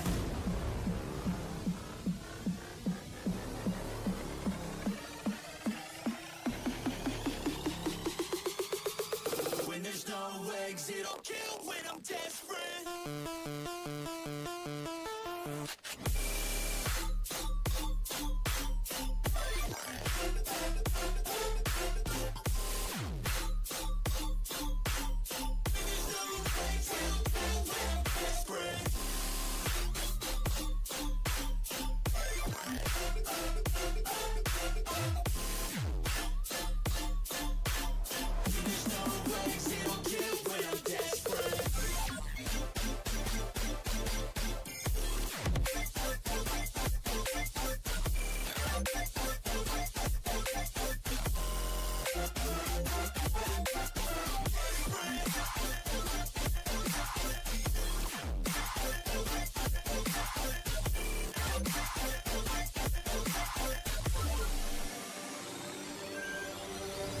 And this world ain't right, won't accept it.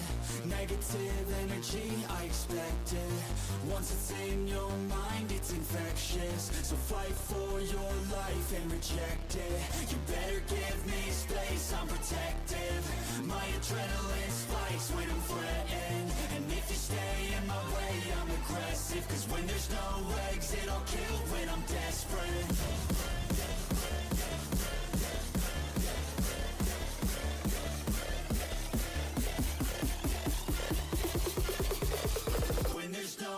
Exit, I'll kill when I'm desperate.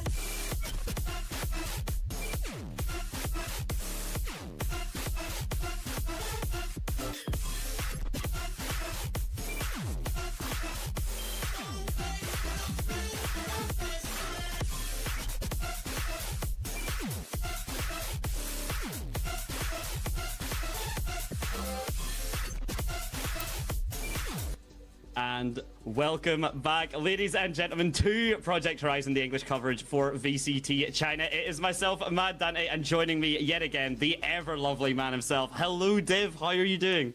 I'm doing good, Dante. It's been a pleasure doing this again with you, and I'm so excited for this game. Right, we've had an amazing game with Tyloo and JDG in the first one, but now we have TE versus DRG. Whoever wins takes the coveted third spot going into the playoffs. So it is a lot riding on this because it literally plans out your entire playoff run from here. Yeah, it really does. I mean, we've kind of seen what first and second are looking like, but we've kind of maybe seen who's looking at the bottom. But DRG and Trace right now wanting to make sure that there's no risks to that, while Nova and Wolves were looking pretty confident that there's no real way, unfortunately for them, that they can come back in the group stages. Impossibilities are not really a word in Valorant. It is always just a possibility. The biggest thing though is between Trace and DRG, the battle for third place, and with the stats being as equal as they are between these teams and between these players, I mean, we're looking at Life and Kai right now. Again, players that aren't needing much of an introduction. Yeah, like look at the KD.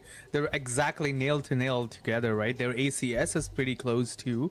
Their ADR is also very close, right? So they play similar agents as well, with both running Neon, so it's a very close cut. Honestly, it could be anyone's game in this matchup, right? Like, but we'll see the map selection in a few moments here.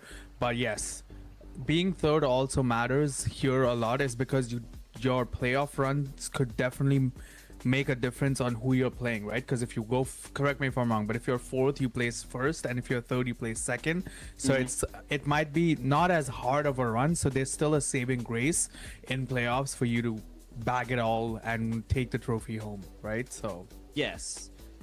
There's a little bit more as well, which is quite nice for the teams, is you get the ranking matches for they'll be April 18th and 19th, so that will then determine the seeding and the season placement for the playoffs as well. And just as we kind of get to as well for the player head-to-heads here, we've been seeing a lot of the initiators really kind of coming through, shining through.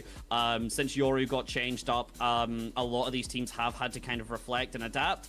And speaking of speaking of kind of reacting and adapting on the fly, DRG have finally convinced Fukashu to come off of Sentinel, and when he pops up here, we will get to see the impact that's had. There will be some Sentinels. He did not fully go off the roll, but the fact that he has updated to that when Viper, that full meta was not enough to bring him off of Sentinel, is a really big factor.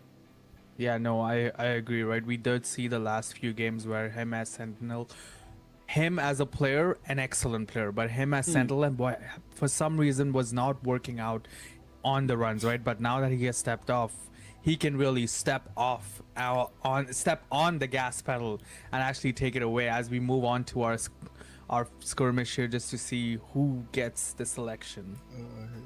Yeah, indeed, and it will be imagine again pre-recorded usually as they are. Are we going for a full knife respect of it here? Zlele and Life now just trying to dance around each other. Life just a little bit faster there, but it's nice to see that it is a little bit more light-hearted, despite the fact that this is an important factor. This is going to decide a little bit more than what knifing each other would imply, should I say. Yes. I always liked knife fights, right? Even sometimes when you're playing ranked games and you have like, you know that you're here to have fun, right? So you'll have one of those rounds, knife fight mid, and everyone joins in on the fun. So it's nice to see that the players are doing that as well. It's a good sign of sports.